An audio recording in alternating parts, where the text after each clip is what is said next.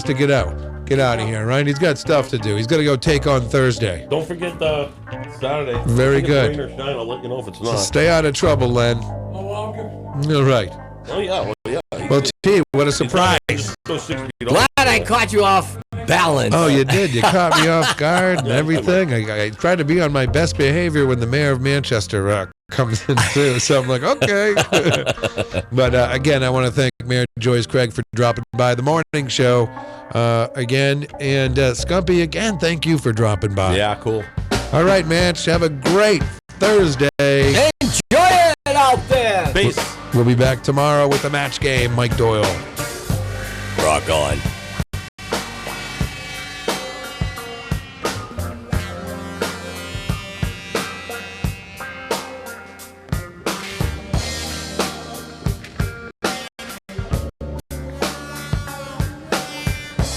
What the hell are you doing here?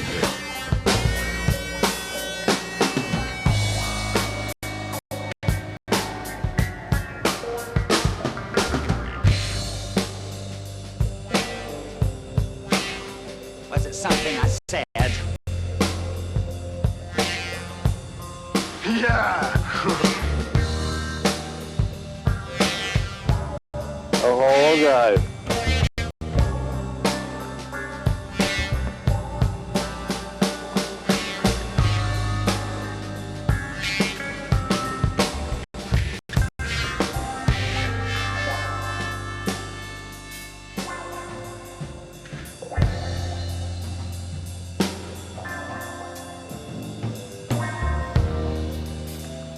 Okay.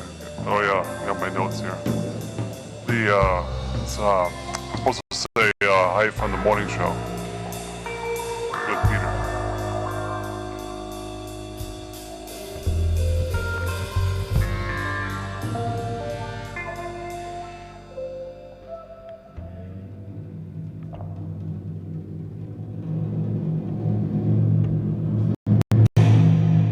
Luigi's Pizza Bar and Grill. For everyone, let's raise a slice on high with toppings all around. It's a pizza party, oh my. Luigi's Pizza Bar and Grill, 712 Valley Street, Manchester. Come on in or call 622-1021. Luigi, keeping the tradition alive since 1975. Pizza for everyone, come join the feast tonight. With each slice and topping, everything feels so right. Diz's Cafe is the place to put a smile on your face. Judy and the crew will take care of you. Bring your appetite and treat your taste buds right. Diz's Cafe is always a winning choice. Breakfast, lunch, or supper. Diz's Cafe at 860 Elm Street in downtown Manchester. Dine in, take out, or make a reservation. Call 603-606-2532. Eat, drink, and be happy. Diz's Cafe. You are listening to WMNHLP 95.3 FM, broadcasting from the top of 1000 Elm Street. Our studios are located at 119 Canal Street and licensed to Manchester Public Television Service in Manchester, New Hampshire. Contact us by email at wmnh953@gmail.com or through our website at wmnhradio.org. Attention passengers, we've now reached our destination. It's 9 o'clock. You're listening to Matt Connarton Unleashed on WMNH 95.3. And now, the American radio premiere of the new single from Jamie Higgs. This is called We Talk.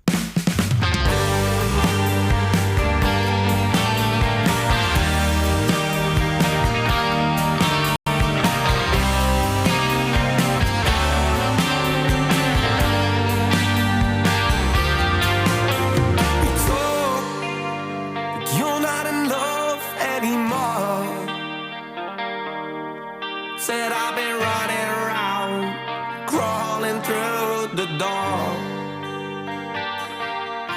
Sent me away, said you need some space.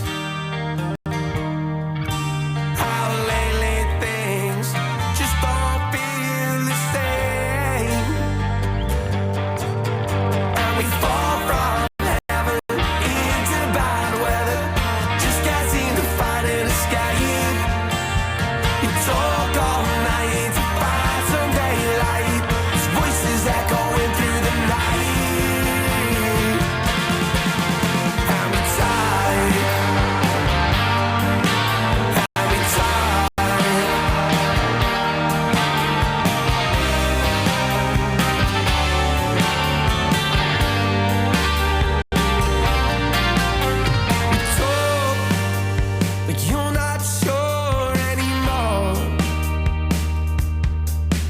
Always happier it seems when I walk out the door.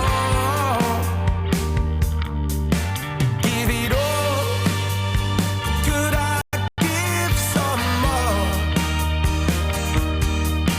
Here we go again, walking through the storm. And we fall from heaven into bad weather, just can't seem to find an escape.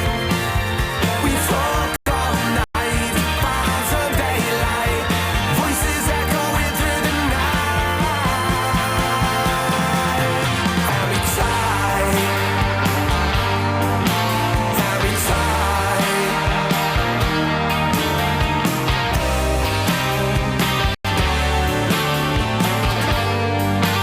Is the writing on the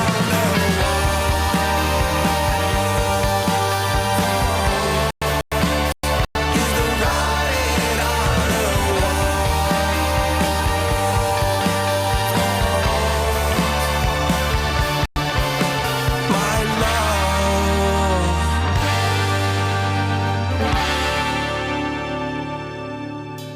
And we fall from heaven into bad weather, just can't seem to find an escape. We talk all night to find some daylight, voices echoing through the night. And we tight, and we tight, and we tight, and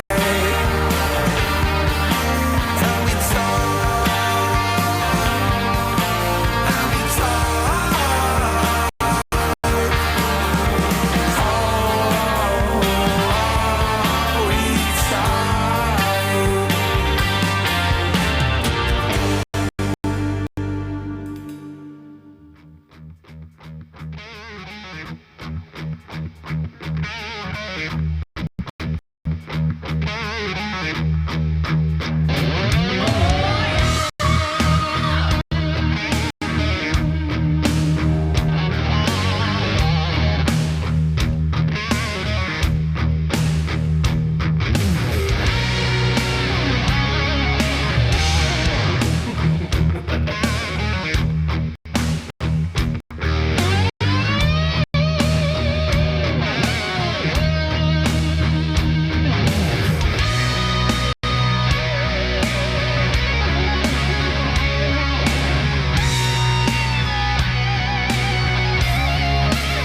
Hey, everybody, welcome. Here we go. It is that time again. Matt Connarton Unleashed, and we are live from the studios of WMNH 95.3 FM in glorious Manchester, New Hampshire.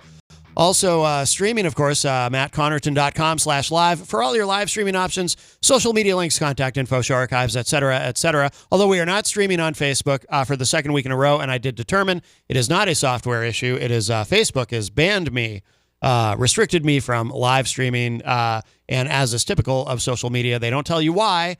They just, I just know I did something wrong, apparently. So there won't be any Facebook live stream until December. But you can live stream the show on YouTube and a couple other places. And, of course, you can go to mattconnerton.com/live. And if you are in the Manchester area, you can go to 95.3 FM because we are, of course, first and foremost a radio show. But I am not alone.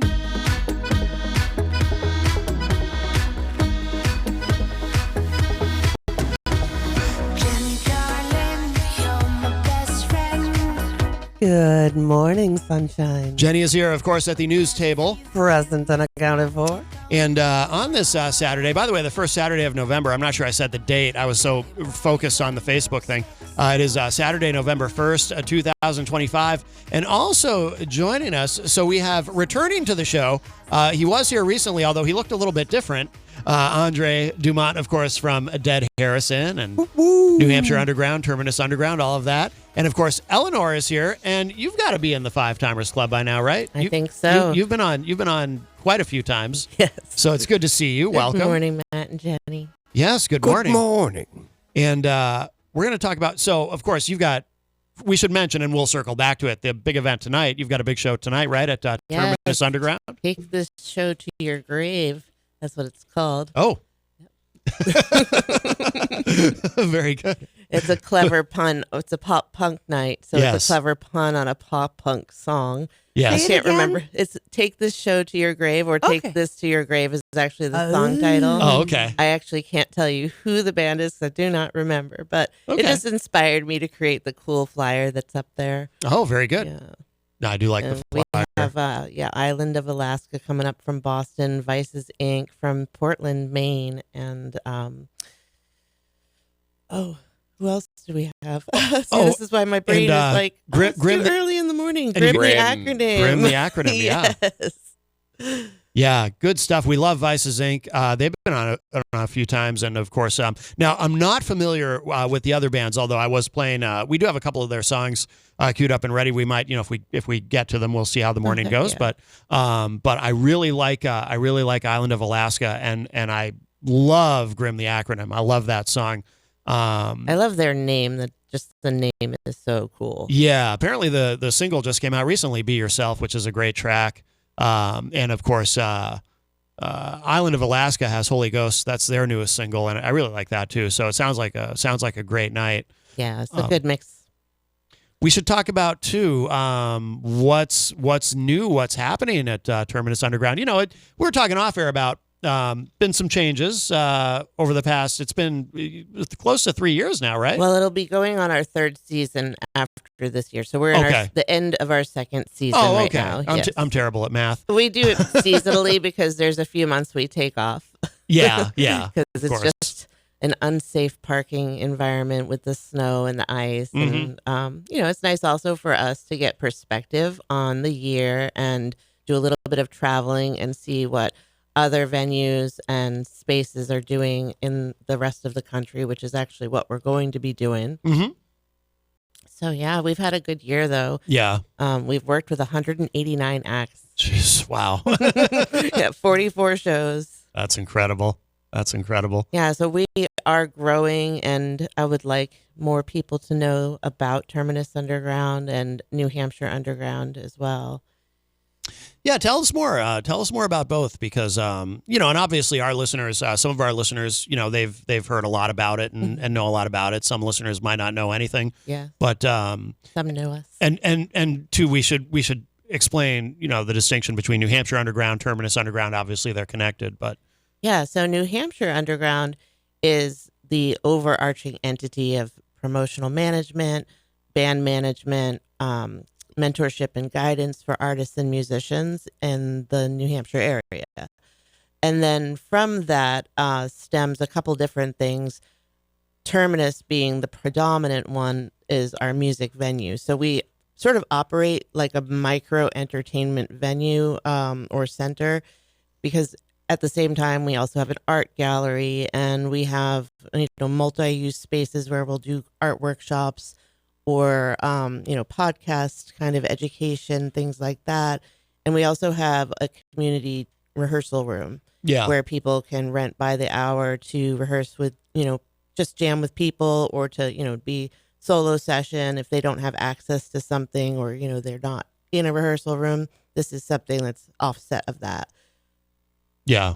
It's kind of how it's run. It's such a unique place. And Terminus, I'm sure you've heard me say it. I tell everybody, the first time you walk into it, it's like walking into another world. When you walk into that room. And that's all Andre's doing. Yeah. For the last 9-10 years, he's been decorating. Sitting there, looking at everything, looking where to put new stuff that I have in my hands. Like, what do I do with this? Oh, I'll put it right up over there with that. Right. But then it's like, it's doing the little creative things that catch, because, for instance, a detail, going and just grabbing one of those cat skeletons from Home Depot. Like, where do you put that? And then it's like, oh, I'm going to put that up in the ceiling. Yeah. But like looking down at people just like a cat would. Right. And it's like those little pieces of detail are just like, you add that into the mix of everything around you, and you're just Yeah. And the cool thing is you can look up and down and all around and find something new every day. Mm-hmm. It makes the room feel alive. Yes, absolutely. Has there ever, have you ever seen a venue that looks anything like that anywhere? Because I haven't.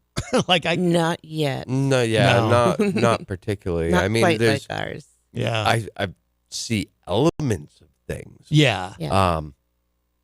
But nothing's really like every little piece or every pocket has something. Yeah. We are unique as New England's only horror themed underground music club. Mm-hmm. And it's the Terminus Underground is stemmed from The Walking Dead. So the name was inspired by the Terminus Underground scene in The Walking Dead, which is in an old mill building, and that's where we are. We live in an old mill building that was built in 1908. Yeah. So it's like that cool play on The Walking Dead. And then from there, like this summer, we had this really inspiring summer ween party where we were able to donate to Scare New Hampshire, who's a nonprofit that helps people find costumes and have access to costumes. But then the decorations kind of just stuck. Yeah. Like we never took them down. Yeah, So yeah. we're like, oh. And then we have various artists that come in and then they contribute, Keegan Fitzgerald, she's My Art by KF, is our resident artist. And so she's made art on the wall that's permanent. So it's got all these cool elements that come in. And then we have rotating artists from the art gallery and they come in and leave their mark. So it continues to build in a very cool and beautiful way. Yeah, I remember when Jenny had her art up there. That was awesome. And of course, recently you had Dennis Layton. Yes. And, oh, yes. Which is funny because until, and he'd been on the show a couple times. But I didn't realize, with the Gray Curtain, but I didn't realize until recently that he was also a visual artist. And he's fabulous. Yeah, yeah. It's like a mix between what he does is graphic art and then he applies it to canvas and then also further applies multimedia art to it. Like he has lights and like really cool looking things. So his gallery show just ended. Okay. And he had a very successful show and it was the first time he'd ever done it. And that's what we like to cater to. We like to cater to like people we feel are really strong artists and who have maybe never gotten themselves out there yet. And then they feel like they're successful because they took that step. So it's a kind of beautiful process to watch. Yeah, yeah. Yeah.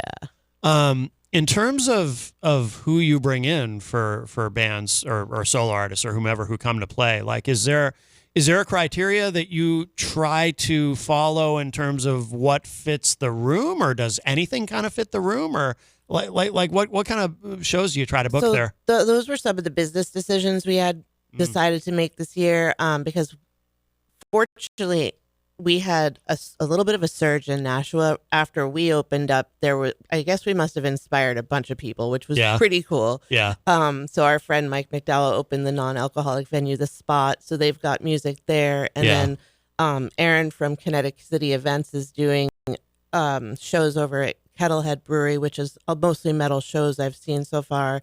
Then Fodes also has nights where they do music.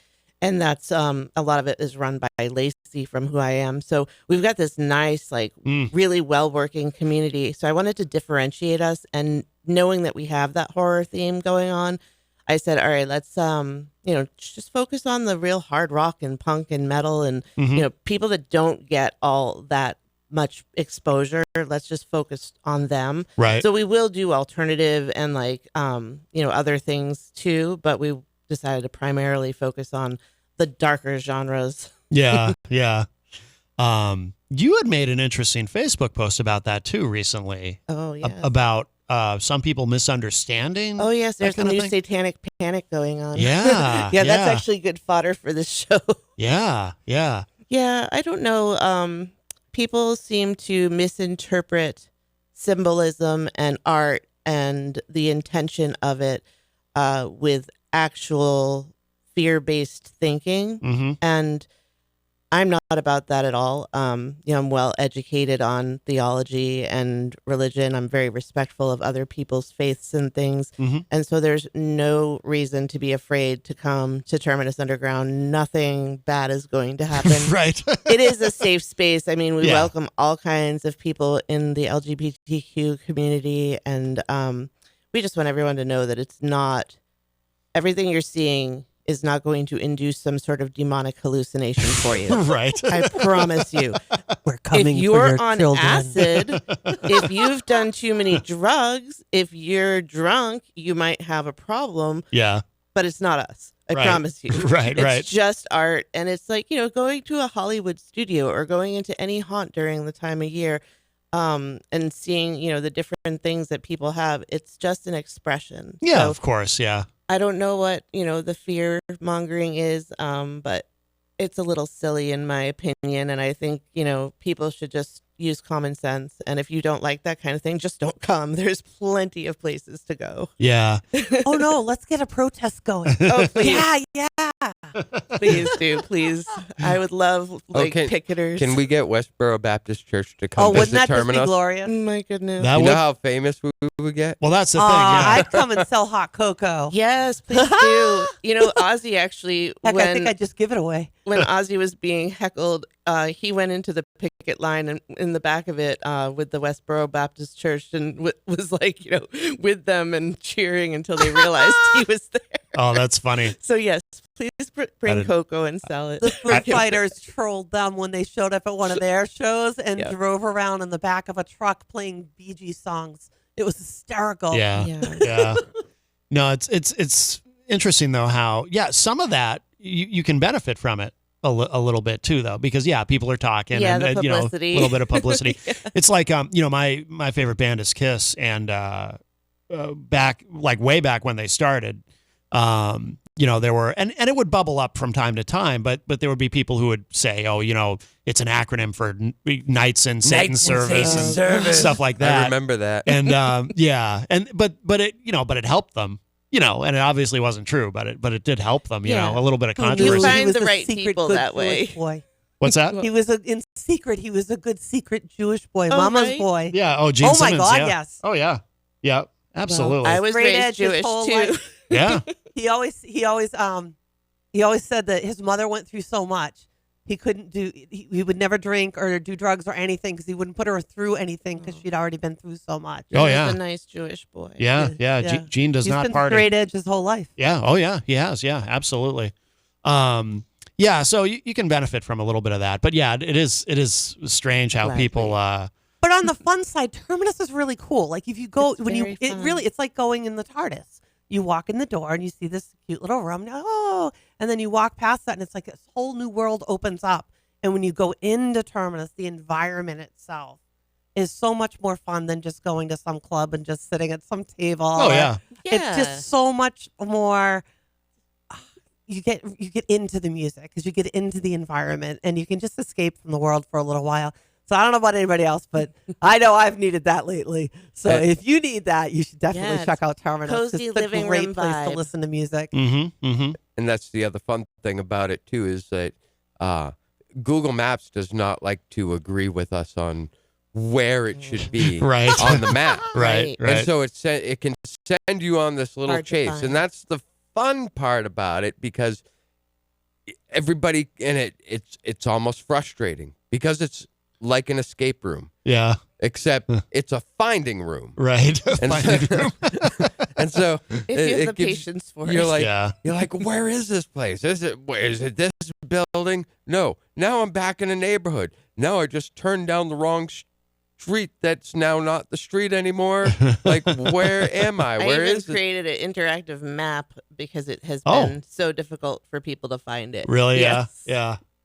It's hit or miss though too, because I think, and we were talking about this last time you were here, like because there was, I think the first time Jenny and I went there, we had that problem, but I think the second time for whatever reason, Google Maps brought us directly there, and it wasn't an issue. It's like it depends on the day. So weird. It's capricious. Yeah. Yeah, I've been inputting like specific directions into Google, and I created the map for everybody to see. It's on the website. Okay, that's a good idea. Yeah. And then now I'm being even more vocal about, how to find us, which street to turn down, because I realize it is in an area that people don't expect. It's right behind a residential neighborhood, Mm-hmm. and it's in the middle of like a few different buildings. And when Google takes you around the back of the building, you don't know where else to go from there. 'Cause Right. It's really hard to figure it out. It's really weird. Yeah. But it's kind of sketchy for people. And we've had people come in like so mad, like people that, didn't expect to have it like it was. And like once they get inside and see everything for what it is, hear how the music sounds, at the end of the night, they're just like, this is the coolest place ever. Yeah. Yeah. So but we have to make it better for people to find, and advertising will help. But yeah, I think that's one of our constraints this year is a lot of people had trouble finding us. Yeah. Even though we had some really, really tight shows. Right. Yeah. If you see a warehouse, you're there. Yes. Yes. Well, I think we should maybe we should play something. So, you got a few bands playing tonight. I'll let y'all pick. I've got something from each of the three bands that we talked about queued up and ready to go. Why don't we start with Vices? You want to start with Vices Inc.? Yeah. There's a song, is it Regret Me, that I really love. And let's play that. And of course, Vices Inc., they're going to be on with us on, I think it's the 29th. And the 29th. I can't remember what day is what. The 29th. You're right. The 29th, yeah. 28th is a Friday. And they're really good. If you get a chance to see them live, you should definitely go tonight if you haven't seen Vices Inc. They're really, really good live band. Underground. Absolutely. But this is called Regret Me from Vices Inc.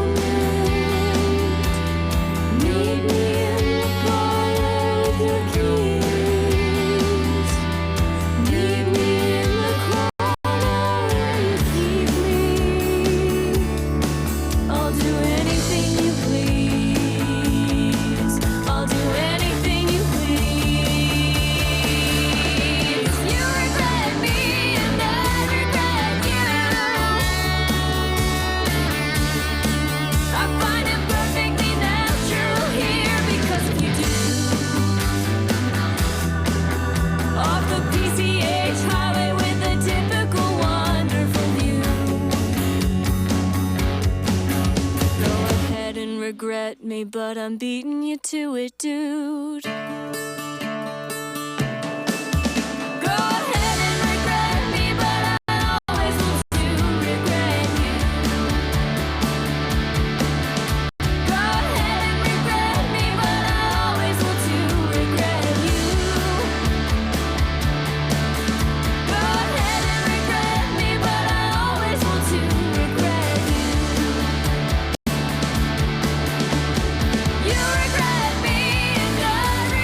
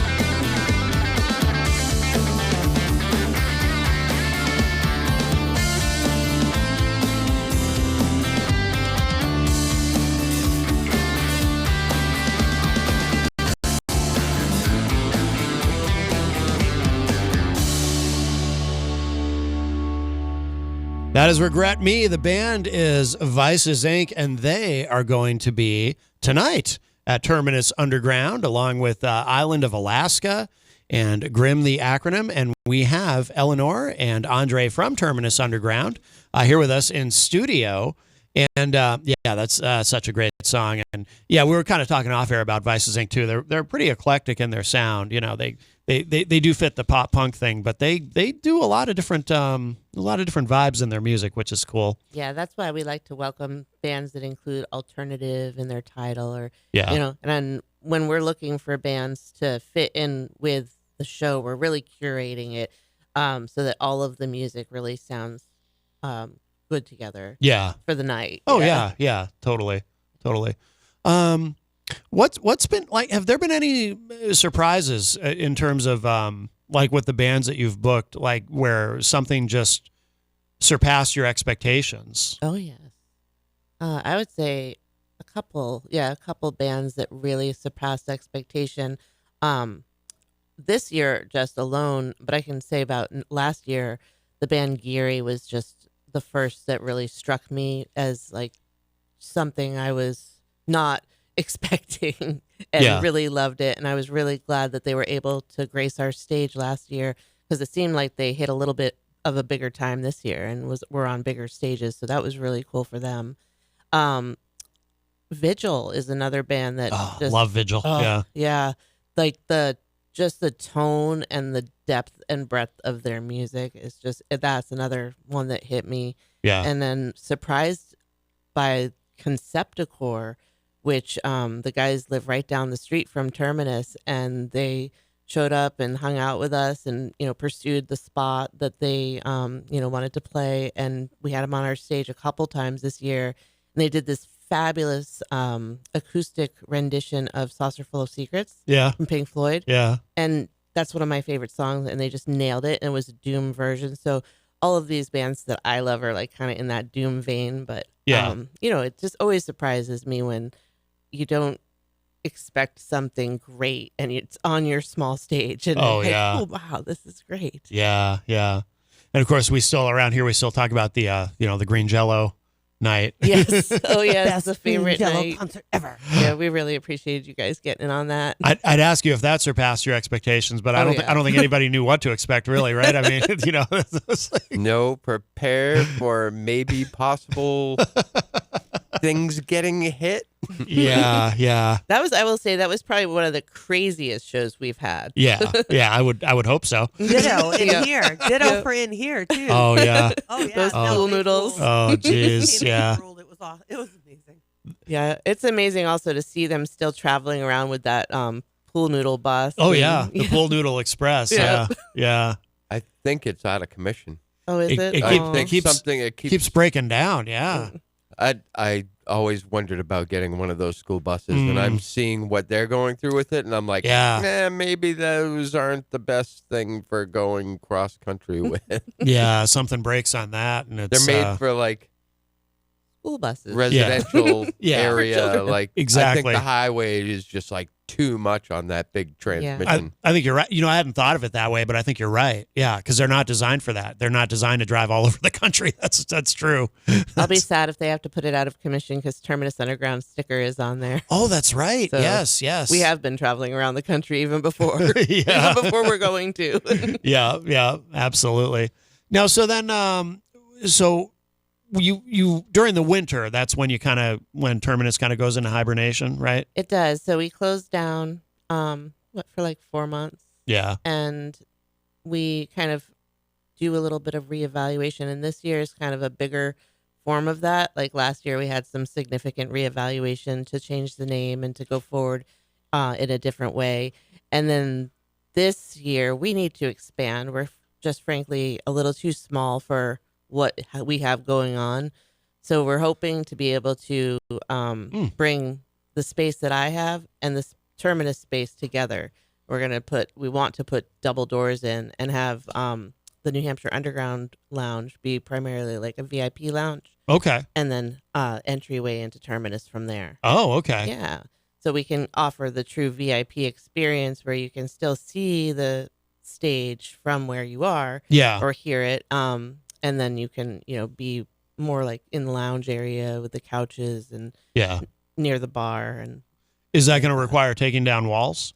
Partially, a partial wall. So we do have to get permission before we are able to do that. And the other thing that we're just always hoping for is that our downstairs neighbors decide to get a storefront for their furniture business because that space is absolutely perfect. It's everything we need and want for a space. So you want the downstairs neighbors to leave, so you can, if you're listening. Does anybody with some nice storefront for a furniture company? You got it for rent? It's cheap. Contact us. We got a guy for you. We got a guy who knows a guy. Yeah. But that's one of the things that we're planning and hoping that will happen, because I think the traffic flow and the bottleneck of it will be a little bit better. And we, I don't know if we'll be able to have more capacity that way, just more flow, I think, though. And to me, it makes sense, and for safety purposes and things. But when we take our break this year, we're also going across the country to Nevada, and we're going to be stopping at like all the different music hotspots and checking out different clubs so we can get some inspiration. Because every time I go someplace, I do get more and more inspiration. Like we went to Demented Effects this year, and they have a VIP room and in their haunt, and I was just like, oh yeah, that's perfect. Where's that? It's in Holyoke, Mass. Okay. And it's in like this whole place. Holyoke is like a mill city. Like everything's a mill building. Yeah. So it was kind of like creepy. But they did a good job. And their haunt is in an old mill building, and it's really fun. And it's almost like being in a club, like a goth club or like a music club.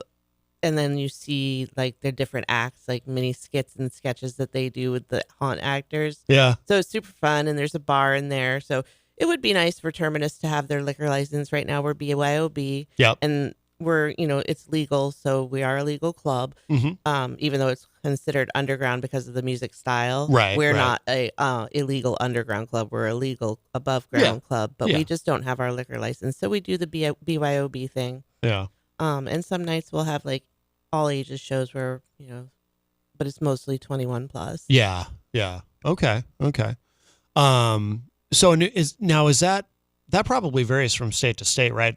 Where you can do the BYOB. Yeah. So New Hampshire. Yep. New Hampshire, you can do it. There's no laws against it. Yeah. Certain bars and clubs do it differently. Like we know about a club up north that you drop your beer or whatever off at the front desk, and then you have to go to their bar and get it from them. Interesting. And there's like a $2 or $5 deposit. Huh. We thought about doing it like that, but I think people just love the idea of like, oh my God, we can go and listen to live music and not have to spend a ton of money on either food or drink. We can bring our own stuff. Like that seems to be what people enjoy. Yeah. Yeah, that's cool. Like it's your own living room. Right. Exactly. We should talk a little bit too about New Hampshire Underground. Yeah. Because, listeners might not understand what was it called before? I remember I used to stumble on the name, on the original name when trying to say it on the air. It was called the Midnight Creatives Collective. That's right. I would say stuff like Midnight Creatures Coven or something. I kept screwing it up on the air trying to talk about it. Yeah. That was actually a name my former business partner had. And after we parted ways, necessarily I had to change the name, and that just came through like it was meant to be because it was associated with Terminus Underground in that way. So New Hampshire Underground, and it has always kind of been a overarching promotional management for the shows that we do. But at the same time, because I have so much knowledge of the industry and have managed bands for so many years, like 25 years now. Yeah. I decided that I would take on a few management clients as well. Yeah. Because I see people struggling. Like I'll see questions online on certain groups, and I'm like, oh, people don't have to struggle with these questions. If there's someone there that can help them and mentor them through it. Right. So ended up meeting my other client, Rick, for Six Minds Combined through Positive Street Art. And he needed a lot of help. And so I was there and I supported him and built his career for the past couple of years now.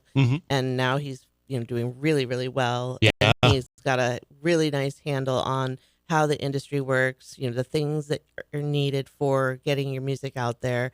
And he's every month been killing all of his goals. So that's what we do. We like kind of operate as a business sort of support network. Yep.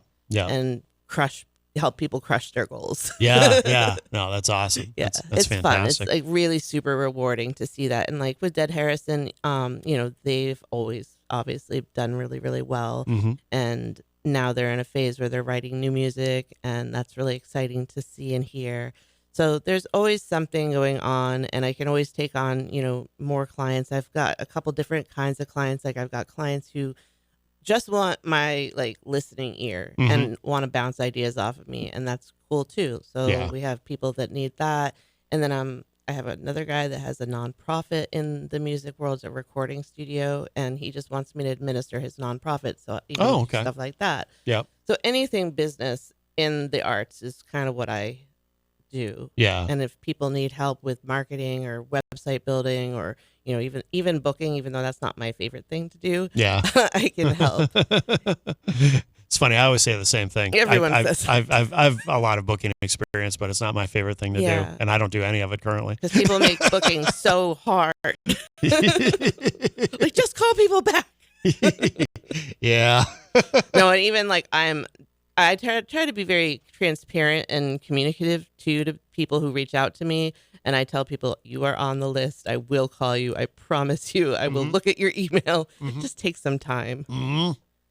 Oh, I know the struggle. You get inundated, right? Oh, yeah. Oh, absolutely. And you do want to talk to everybody. You want to be courteous and build relationships with everyone. Yeah. So I don't want anyone to think that I've just ignored them if they've sent me a message. No, of course. Time consuming. Yeah, yeah. Well, plus now too, we live in an era where people get offended. Like if someone sends you a message on Facebook, and this happens to me, and I feel bad, but I might be in a moment where, okay, I have time to read it, but I don't have time to respond to it because maybe they're asking me a complicated question that I got to respond later. But I've looked at it, so now it shows that I've read it. Yeah. So now people are like, "Oh, you left me on read." It's like, well, I didn't have time to respond to it. Not that anyone confronts me directly, but people, I always see people complaining on social media passive aggressively about, "Oh, I messaged this person and they left me on read and didn't even respond." And it's like, everybody's got to just. I know my daughter was complaining. She's like, someone left me on read for 10 minutes. And I'm like, 10 minutes? So normal business standard is 24 to 48 hours, guys. Come on. Yeah, I know. Yeah, people need to relax a little bit.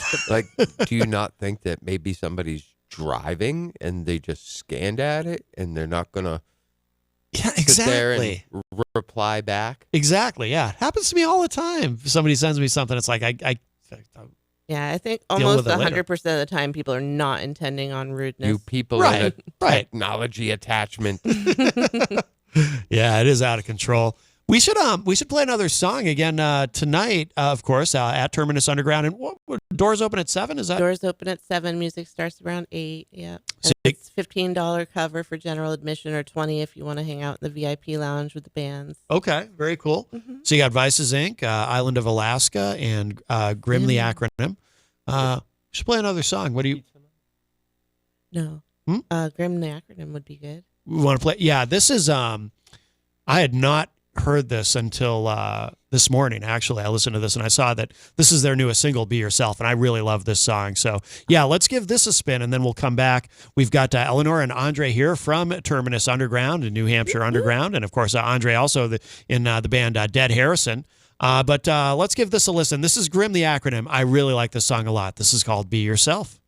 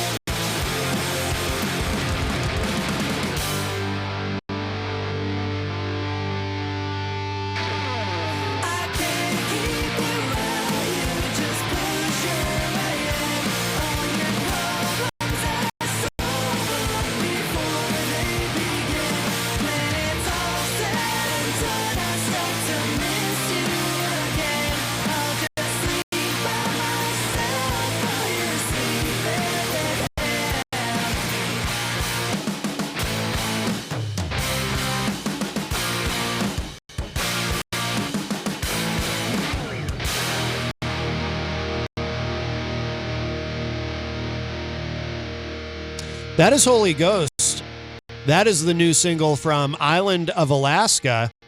I like their sound a lot. 2 female singers in that band, which is very cool. And we were kind of talking off air about Vices Inc. Of course, they're a female-fronted band as well. And both bands, along with Grimm, the acronym, are going to be playing tonight for those of you who are listening live on Saturday tonight at Terminus Underground in Nashua. And, of course, we have Eleanor and Andre here from Terminus, and we've been talking all about that this morning. And and doors open at 7, correct? Doors open at 7. I should say the address is 134 Haines Street, right off of Arlington Street. And it's down a little hill, and you'll see a brick mill building, the double glass doors, and then we're on the 2nd floor. So the doors open at 7. Music starts at 8. $15 general admission, $20 VIP. Yeah, and if you haven't been to Terminus, you got to check it out. And you can go on the website, and you can buy tickets there. So right on the homepage of NewHampshireUnderground.org, NewHampshireUnderground.org, you'll see the poster for tonight's show, ticket link, and you can buy tickets there. We also take Venmo or cash at the door, also Cash App too. Yeah, it's good to have all those options. Yeah, definitely. Absolutely. Is there anything we didn't talk about in regard to Terminus that you want to mention? Because it's rare that we have an opportunity to have both of you here at the same time, and I just want to make sure. I mean, it's such a cool place. It's such a great venue. I'm excited to see what you do in 2026. And you were kind of hinting around about expanding and whatnot, but not hinting. You said that is the plan, but I mean, is there anything about that we didn't talk about that you want to make sure our listeners know about? I mean, expansion definitely is on the horizon. We definitely want more people to come and more people to experience what we have going on. The hospitality that we provide is top par. That's like the responses that everyone says is, this place is so cool. The hospitality is so amazing. It's better than any bar we've ever been to. So I want more people to experience that, and not just bands, just fans of live music. And the sound that Andre does as our sound engineer. That's a good thing to mention, phenomenal. Like, every band sounds like they're on a huge stage. Even though it's a small stage, the sound is full, and you can hear every nuance. And that's what makes it a nice place to listen to music. If you're a true music lover, you get to hear that in a space that's comfortable for you, and not, something where you feel pressured to just stand there and observe. Right, yeah. Not hear your neighbors knocking on the wall. Turn it down! Absolutely. Well, thank you both so much, and it's wonderful to see you, and love what awesome you're doing. To be here and see you all again. Absolutely. Come to Terminus. Oh, we were saying too off air that you looked when you walked into the building, you looked different to me, and because you had shaved, because you were both. We should mention that you were Ozzy and Sharon for Halloween, right? Yeah. Yes, it was fun. By some circles, we are considered the Ozzy and Sharon of the East Coast because of all the things that we do, and it's kind of like a joke, but we just decided to play on it and dress up like Ozzy and Sharon, and it was fun. Yeah, my English accent is horrible. All night at the last show, it was our Halloween show, I'd hear Sharon, and I'd be like, oh my goodness, Sharon! Ozzy. Yeah, I'd have to come running to see what it was. Yeah, Should have been chasing him with bubbles. Yeah, that would have been a really good idea. Bubbles, Sharon. A couple people mentioned that, actually. Bubbles? I'm the Prince of Darkness. My British accent's even worse than yours. Oh, yeah, I have a horrible British accent. I sound like an Australian with head trauma when I try to do one. It's awful. Why do I sound like I'm Scottish? We even had a drinking game going where, like, if you heard Sharon or Ozzy out of either of our mouths, you had to drink. Yeah. That's cool. Very good. Well, I think we should end the segment with a Dead Harrison song, Terror Grinder, my personal favorite. It sounds like this is a favorite of a lot of people. Yep. From what you guys have told me. So we'll end with that. And if you are listening live on Saturday morning, stick around. Coming up in the second hour, Charles Richardson and Erich Pilcher will both be joining us remotely, of course.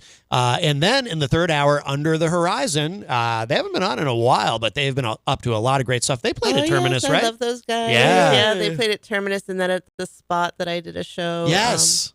We had a luau. They're great. Their whole team is great. Their management is great. So that's awesome. Yeah. It's always kind of surreal seeing Mike Palmer, because when back in the day, so long ago now, and yet it seems like not so long, but like I was in a band called My Life Crisis, and Mike was in Disorder by Design, and we would play a lot of shows together. So, but he kind of looks the same too. He hasn't even changed really. But it's surreal being in a room with him. But it's That's awesome. But it's cool. Yeah, And he knows what he's doing. He and does. You can tell he's been in the industry for a while himself. And that's great. Absolutely. All right, very good. So we will end the segment with this again. Thank you both so much. Thank you. And get to Terminus tonight. Terminus Underground. Terminus Underground. And here it is. This is Terror Grinder, and the band is Dead Harrison.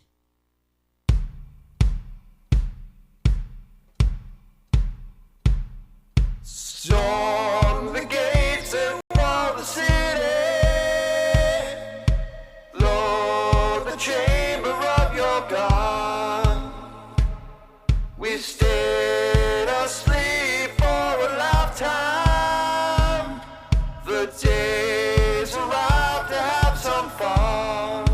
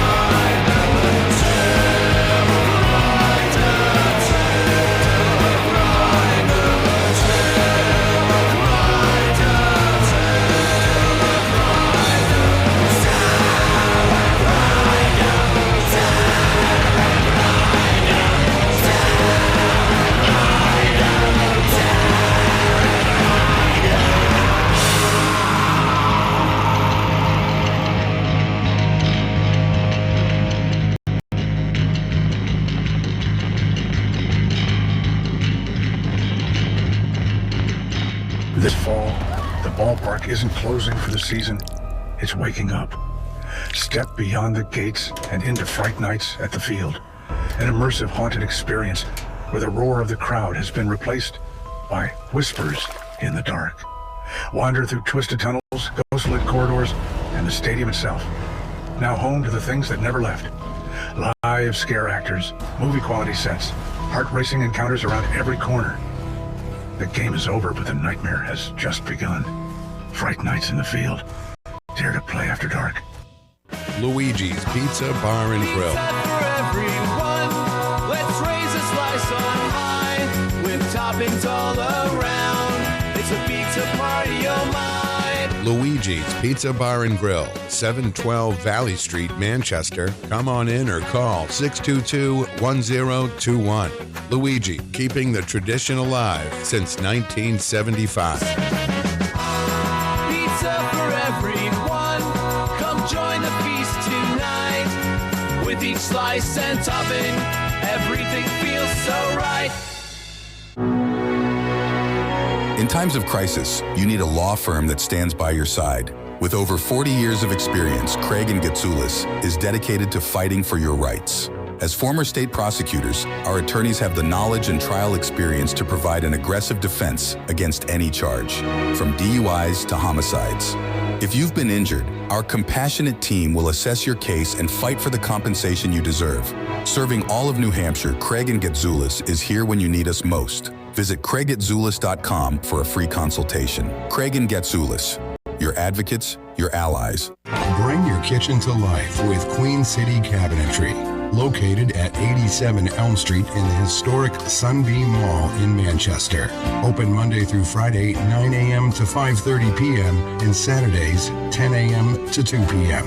They can be reached at 603-222-2007 or on the web at QueenCityCabinetryNH.com. Come see the possibilities. Queen City Cabinetry, another proud sponsor of WMNH. Hey everyone, this is Rob Azevedo, host of Granite State of Mind, and I want to tell you about Pembroke City Limits in the historic Suncook Village. PCL is an award-winning bar, restaurant, and music venue where there's live music 5 days a week and twice on Saturdays. Everything from blues, country, folk, funk, and a whole lot of jazz. We have 12 craft beers on tap dedicated to local brewers in the area and some of the friendliest bartenders around. Please come visit Pembroke City Limits at 134 Main Street in the historic Suncook Village, only 6 miles outside of Manchester. Open Tuesdays to Wednesdays, 4 to 10, Thursdays to Sunday, 11 to 10. Pembroke City Limits, where it's all about the music. Diz's Cafe is the place to put a smile on your face. Judy and the crew will take care of you. Bring your appetite and treat your taste buds right. Diz's Cafe is always a winning choice. Breakfast, lunch, or supper. Diz's Cafe at 860 Elm Street in downtown Manchester. Dine in, take out, or make a reservation. Call 603-606-2532. Eat, drink, and be happy. Diz's Cafe. When it comes to keeping WMNH on the air and your own personal or business computer needs, trust Groland Computers. Located on Elm Street in Manchester, Groland handles computer repair, virus removal, and custom-built systems. Are you looking for budget-friendly options? Check out our selection of fully inspected used computers. We offer tailored on-site solutions. No unnecessary expenses here. Visit Groland.com or call Groland Computers at 603-645-0101. Your tech, your way. Trust Groland Computers.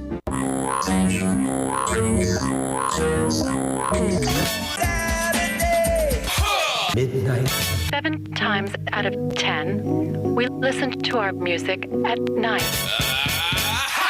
Thus spawned the title of this program. Late Night Delight with DJ Midas, right here on WMNH Manchester. You want to know why? Because I'm on the radio. Saturdays and Sunday nights, midnight to 4 a.m. This hour on WMNH is sponsored by CGI Business Solutions, located at 5 Dartmouth Drive in Auburn. They serve all your business needs, including employee benefits planning, corporate design and business administration, investments and wealth management, and customized business insurance solutions. Their phone number is 866-841-4600 or on the web at cgibusinesssolutions.com. Behold the harmony of airwaves as you immerse yourself in the captivating frequencies of WMNHLP, the sonic heartbeat of Manchester, transcending through the ether at 95.3 megahertz frequency modulation. Our transmissions emanate from the zenith of 1000 Elm Street. Venture into the heart of our creative realm at 119 Canal Street, where innovation and sound collide.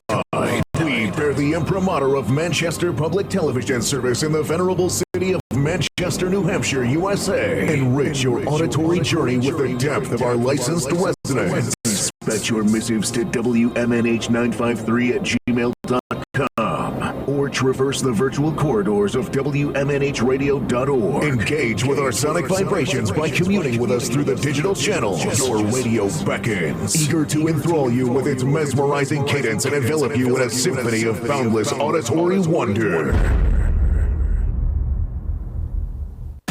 WMNH, rip the knob off.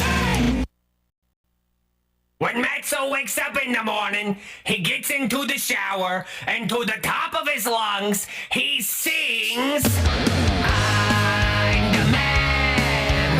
I do what I want because I can. All right, back to the radio show now. All the best, Jerry.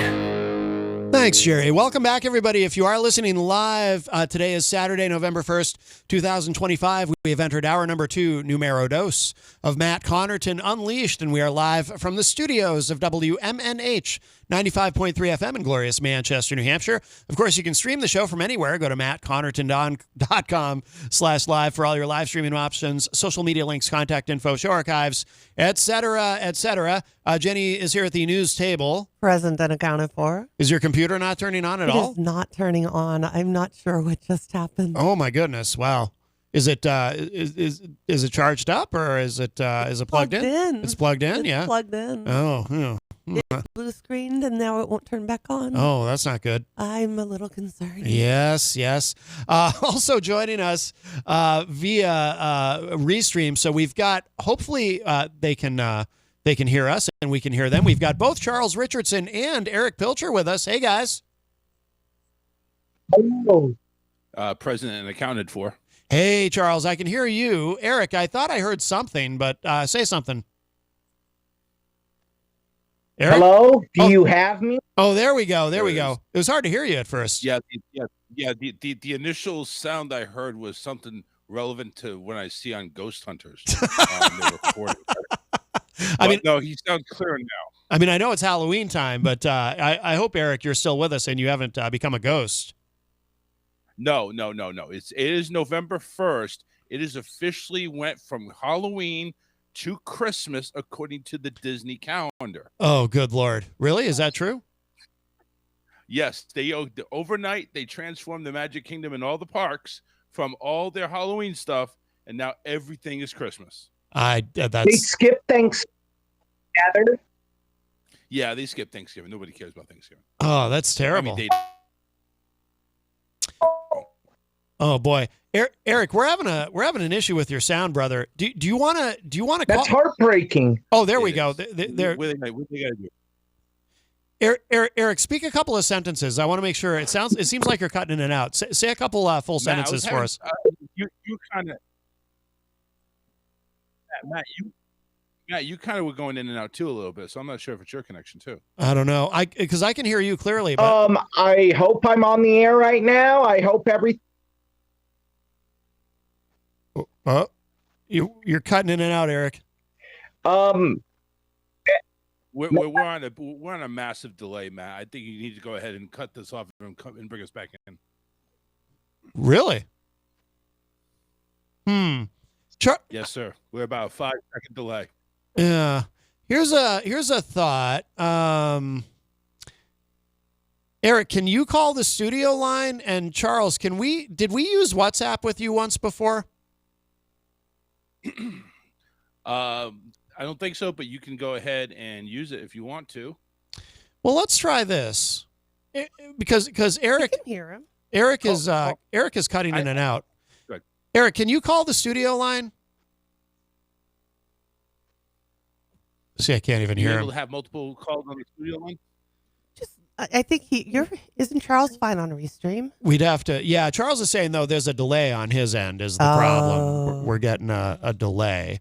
But I wonder what would happen if we take Erich out, if Erich calls the studio line and then Charles stays on Restream. Because, that might work. Because we're having a problem hearing Erich anyway. Like, Eric just keeps cutting out completely. Can you call the studio line, Erich?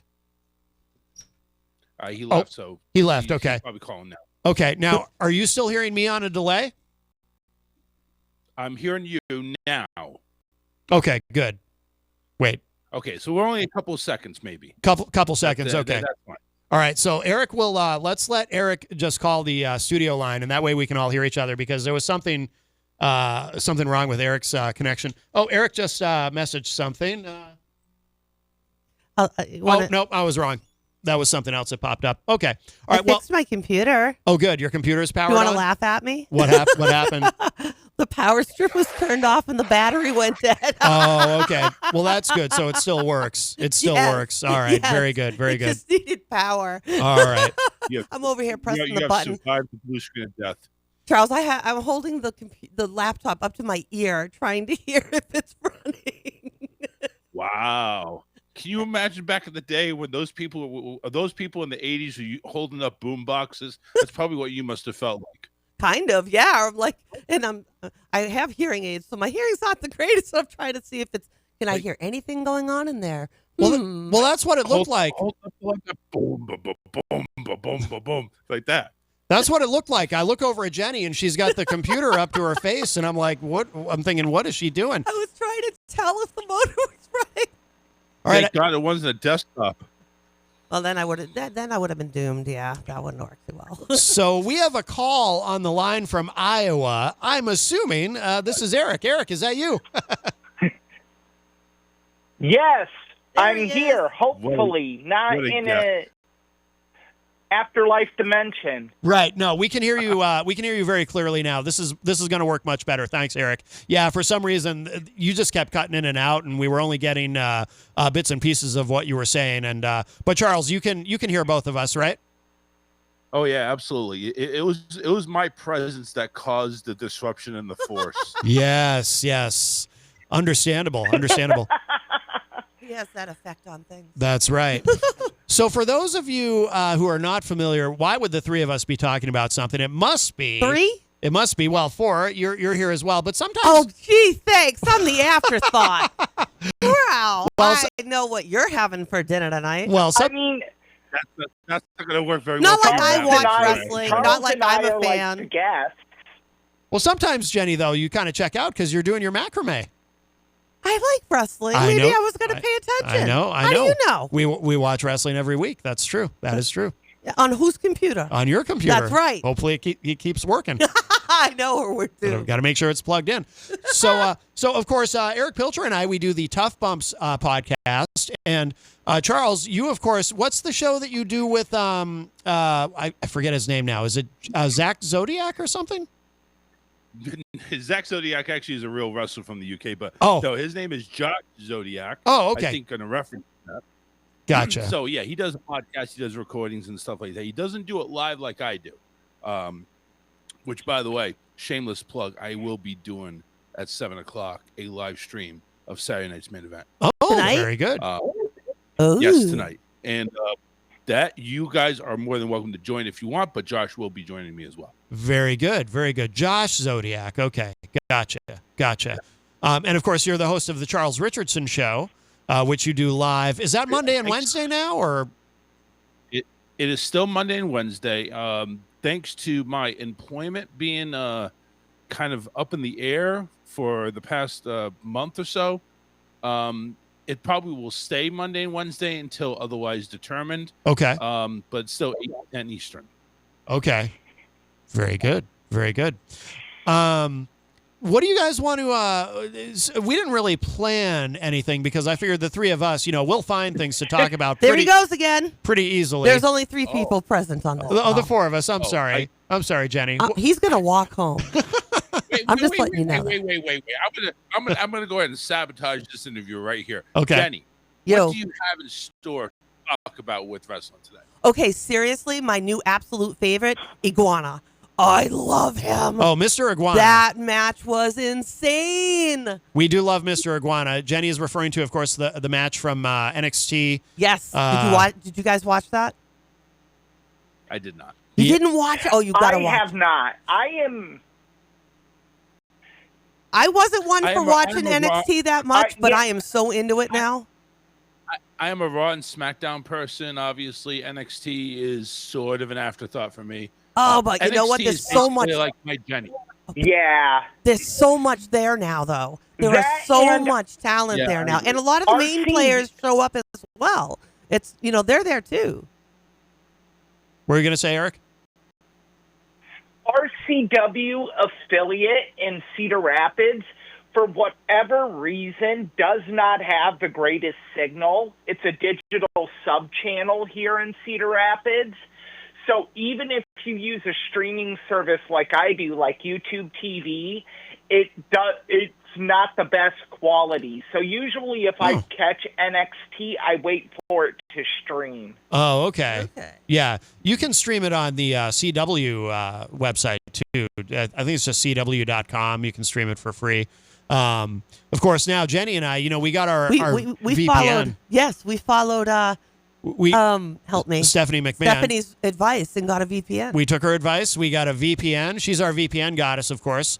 And now we watch. We get uninterrupted action, to quote her promo, with the Netflix, where everything is available to us. It just opened up a whole new world. A whole new world. So I don't think Charles was expecting me to have a clue, huh? No, listen, Mr. Iguana, I definitely want to take a look at Mr. Iguana. I want to see his costume and everything like that. He's very funny. If he really is an iguana, that's something I would definitely so watch. Talented. Absolutely. Yeah. And the other guy, the other new guy. Because I have. Go ahead, Eric. I have seen people online say that's who Danhausen has ripped off. Oh, Danhausen. Yeah, they're saying that he's ripped off Mr. Iguana. That wouldn't have occurred to me. Yes. Interesting. I did want to like come on some of here his mannerisms and everything like that. Oh, okay. Go ahead, Charles. But I've never been able to contribute because I don't have I've seen Danhausen, but I haven't seen much from Mr. Iguana, and I don't want to go out there and be like, oh, I agree, oh, I disagree, and, not have a real opinion. Gotcha. Super, super talented. I mean, amazing. And then the other new one that I love that has, I swear, the highest leaps in the industry. Oh, Javon Evans, who literally looks like he floats the way he bounces around. Yeah, he's incredible, too. What were you going to say, Charles? So I really wanted to come on here, and I wanted to discuss the recent episodes of Raw and SmackDown, and also try to touch on tonight's event, which only has four matches, but still wanted to go ahead and see how everybody thought that this was going to play out. Okay. Well, I did want to, since we're talking about athleticism, I kind of want to talk about the show there, Dragunov and Nathan Frazier. That if you saw that, this is kind of like Nathan Frazier's coming out. So we have not, Jenny and I should tell you, we have a solo. You're talking about athleticism. Yeah. These two fight a whole lot of it. So Jenny and I have not watched last night's. We haven't seen last night yet. We haven't seen last night's SmackDown yet. We're a little bit behind because I'm on the air Friday nights for Retro Spectrum Radio, so we end up watching SmackDown the next day. But I'm not surprised. I mean, it sounds like that was a really good match, is what you're saying? It really Absolutely. was. I actually did see that match. Okay. And I think, both guys just put it all on the line, and it really was a great match. Probably one of the better SmackDown matches this year. Okay. Yeah, I'm curious to see it. Ilya Dragunov is incredible. Go ahead, Charles. My question to you guys too, including Jenny, are you surprised that Ilya Dragunov came back after a year, and actually went ahead and is now a champion, just in his first match? I was surprised by that. Granted, he's talented at all, but I mean, as storyline material goes, you think that's a little bit of a surprise? I think it's cool. I like it. I think he's incredible. He is incredible. I was think surprised by if you're it. gonna do it, it's very smart. It was very smart to do it with the United States title. But I think, it's emblematic, so to speak, of the way Triple H and Shawn kind of run things, which is a good thing, is because it's expect the unexpected. I think we're programmed to kind of be like, okay, when a mid-card talent, and I don't mean that negatively, comes back into the fold, it's a slow burn. You just kind of build them back up and everything. But to do it this way, I think it's a great idea. I think it adds to the unexpectedness. What I like, and I think we will probably all agree on this, is when one of the fun things about wrestling, obviously, is the surprises, but you also want surprises, but logical surprises with logical storytelling. And I think that's what something like this gives us. I think Triple H is excellent at that. I think back to, the Vince Russo era where it was like, surprises for the sake of surprises when he was in charge of creative. But I really like it. And by the way, I think Ilya Dragunov is incredible, and he has a huge upside. He is, absolutely. That's why I'm not too the new disappointed head about writer it. of Juggalo Championship Wrestling? Yeah, I guess Vince Russo is now working for Juggalo Championship Wrestling. Good luck.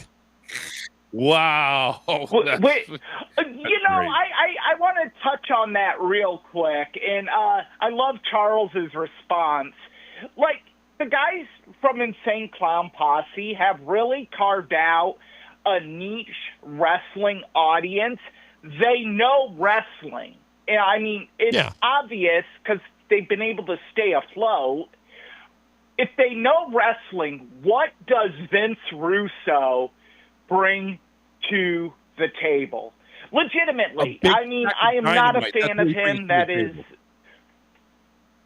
I'm sorry, what's that, Charles? That is pretty apparent. I do not... A big stack of dynamite is what Vince brings to the table. There you go. I mean, a big sack of dynamite eventually explodes and leaves destruction in its wake. Exactly. I don't get it. I get, like, if you wanted to shock the world and everything, but you have a guy that has notoriously bashed pro wrestling on Dark Side of the Ring on his own podcast, and you're going to bring that guy in. I think in order to do anything in pro wrestling, it's so important that you have a love of pro wrestling. And and Vince Russo has a love of two things: Vince Russo and money. So Eric, I wanted to throw it out there. I don't get the fit there. You're saying that Juggalo wrestling has been established and is staying afloat because they know wrestling. Why in the blue hell would you bring in somebody that's a cancer like Mr. Russo? That's exactly my point, Charles. I don't get it. Yeah. I've always kind of given Juggalo Championship Wrestling their due in the sense that they would help the down and out wrestlers. When Scott Hall was really down and out after some debacles he had before DDP got a hold of him, Juggalo Championship Wrestling still booked him and did it in a way that wouldn't embarrass him like other promoters were doing. Right. The list is Greg the Hammer Valentine. They paid for one of his surgeries and gave him an appearance on their show on IFC when it was on very, very, very briefly. So they definitely have helped a lot of the quote-unquote old-time wrestlers. So I agree, Charles. I don't get the fit. If I love pro wrestling and I were running a pro wrestling promotion, I would much rather, have the Raja Jackson incident on my hands than have Vince Russo writing creative. I mean, just to close on my point here, I think Vince Russo, obviously he has a lot on his resume, but yes, he also has a lot of negative, especially about his public opinions on pro wrestling. So I think the only thing I could think of is you bring it in because he has street cred.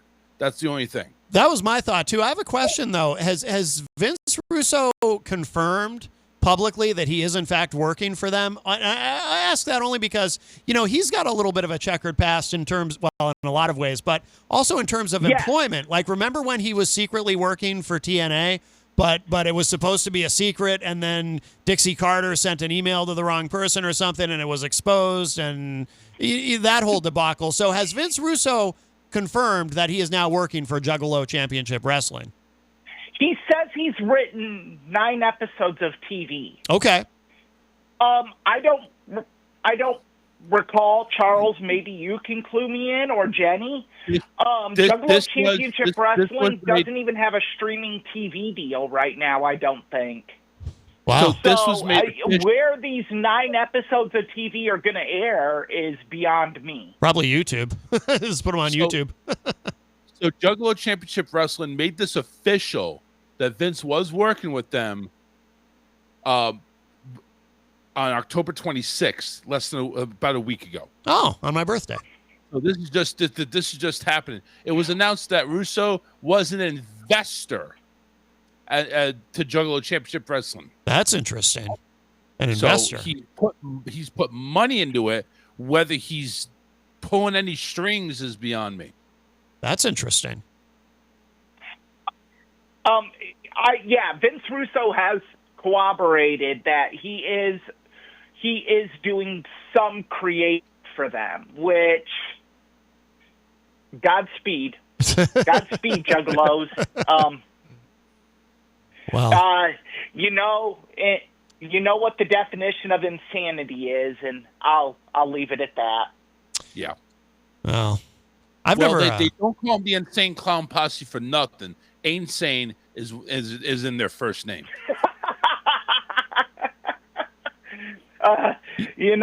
That is very true. I'm not a fan. Yeah, go ahead, Eric. This is a very fun interview. I don't wish him ill will. No. I'm sure, just like everyone involved in this conversation, I hate to sound like a Debbie Downer, but you know how this is going to end. We've seen this book. We've read this book. We've seen this episode. We know how this is going to end. I think the flameout's going to be better than any TV he writes. Yeah. And maybe that's what they're looking for. They're probably looking to air it on MTV because they lost all their credibility. I will say this. I mean, I've never watched any Juggalo Championship Wrestling, but I assume it's just it's the kind of thing that wouldn't appeal to me anyway, right? I mean, that's my impression. It's like a lot of garbage matches, just a lot of stuff with weapons and stupid stuff, right? Like probably the bottom rung of the ladder in terms of content, I would guess. It is like CZW, Combat Zone Wrestling, with a larger budget. Okay. Now, where I could see Vince Russo actually working in this is it's all off the cuff. Everything they do with these shows is on the fly. So now that I think about it, and we've been talking, this might be Vince Russo's cup of tea here. Mm-hmm. Yeah, but it's not smart. Because his Crash TV crud would actually fly in this environment. Now, does it have long-term success? Absolutely not. Because in wrestling, you need story, you need stakes, yes. you need long-term storytelling. And Vince Russo can't tell a story longer than a Bazooka Joe comic. Oh. Well, I mean, Eric, you take a look. This is basically up the alley of AEW's first year or two. They were able to go ahead and sustain with patch make work, but storyline material was never their cup of tea. And now you're looking at them flaming out, trying to go ahead and rebound. Yeah. It's so Charles, that's a brilliant point because it's so hard to rebound when you lose an audience like that. If you're not doing the basic tenets of professional wrestling, you lose the audience. It's very hard to get them back because it's like we tried you out, you failed, we're moving on. That's one of the things that makes Paul Heyman such a genius is with ECW, he was able to just Frankenstein in a way that was beautiful unpredictability with long-term storytelling. Right. Which you can't have. You can't have both. Yeah. Yes, you can. You just have to execute it right. Right.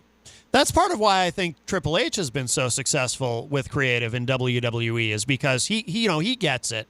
You can have surprises, and that's one of the fun things about wrestling, but it also all has to make sense.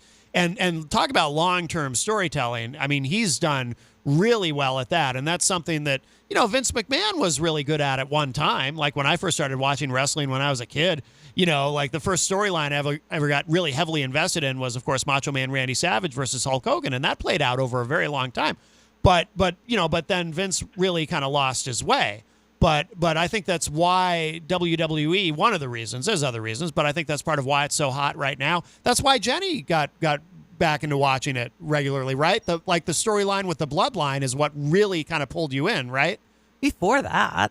But even before that? Even before that, yeah. But yeah, the Hardys. Oh, the Hardys, yeah. That's true. Is Jenny still here? Oh, she's still here. Yes, I'm here. Another one to hear from. See if I book you again. Jenny is still here, yes. Will I be booked again? I'll think about it. Of course you will. Did you watch any of Halloween Havoc last night with the Hardys? No, that wasn't Halloween Havoc last night. No, Hardy's Halloween. That- I was mixing the two. Yeah, the stuff they were putting on the TNA. It was funny as heck. YouTube. Yeah, No, it was good. Anything with the Hardys, we love. Anyway, I wanted to go ahead and jump on a couple of things that I know you guys have probably watched. You guys watched Raw, right? Yes, we did. All right. So let me ask you both. Let me ask you all a question. Excuse me, not both. All you a question. When I say both, I actually mean Erich and Jenny. But when I ask everybody, I want to know what your thoughts are on the promo that Jey Uso and CM Punk did to open up Raw. It looks like Jey is on the verge of cracking. I'm thinking Jey is on the verge of a heel turn. I know. Do you guys agree with that? I know. You notice he wasn't doing so much with the yeet. Yeet. Yeah, I don't know. I do agree with it. Last week on our episode of Tough Bumps, weirdly enough, we covered heel turns and what makes a good heel turn, what doesn't make a good heel turn, and the best heel turns happen organically. I said last week on the show that I do think Jey Uso turns heel tonight. I don't think CM Punk wins. I think Jey Uso turns heel, and you have him beat Punk, because I thought that tonight you would have Drew McIntyre beat Cody. But after what I saw happened on SmackDown last night through video clips on social media, I do not believe that's the case. I believe they're going with Cody. Okay. Let me fill you in on that real quick. I think 2 out of the 3 titles change hands tonight. Eric, let me fill you in that real quick. So the stipulations of the contract changed with Drew and Cody. Drew refused to sign the contract unless there were stipulations. If Cody gets counted out or disqualified, he loses the title, which is not usually the case. So basically, Drew's covering. So that's interesting, and that makes that match very, very interesting. And dare I say, more must-see than the Punk Jay match. And they'll put on a very good match, don't get me wrong. But I think that added element of the that disqualifications count, you get rid of the so-called championship advantage. That is great storytelling. And really, I wasn't looking forward to Cody and Drew, but once that stipulation was put into play, I'm like, they could do something really good with this. Yeah. Really good with this. And how often do you see Cody on the bottom, laying down, facing the ceiling at the end of a promo? Not very often, and Drew got the better of him, throwing him through a table last night after getting in his head. Cody went ahead for the second time that I know of, maybe more. He tried to use the title to knock out Drew. And, you know, that's a very good point. Charles might have swayed me. Yeah. Yeah. Charles might have swayed me that I could see Drew winning tonight. Now I have a question. We could kinda see overdue. all three titles change hands. I have a question though about regarding Jay Uso. Do you guys think it's smart to turn him, because the Yeet thing goes over huge in the arenas? I mean, that's become such a big part of the show. I suppose in a way, taking that away makes the heel turn itself more impactful, and everybody will be talking about it. But you are killing something that's such that the live crowd is so into. I mean, it's just the whole Yeet thing. It's gotten over huge in a way that I don't know if even a year ago anyone would have anticipated. Yeah, but do you think it's starting to play out a little bit, though? Maybe it is. Maybe it is. I don't know. The thing is, though, they're running into 86,000 dislikes. Oh, on the YouTube video where that showed Jay winning the Battle Royal. That's true. That's true. There is such a huge thing going on where the fans are yeeting and also chanting CM Punk. Right now, either one of these two can win the belt and the fans go wild. Oh, yeah. That's how big it is. Yeah, you're not going to lose. But I think, too, part of why that YouTube video got so many dislikes is I think there's a strong fan sentiment.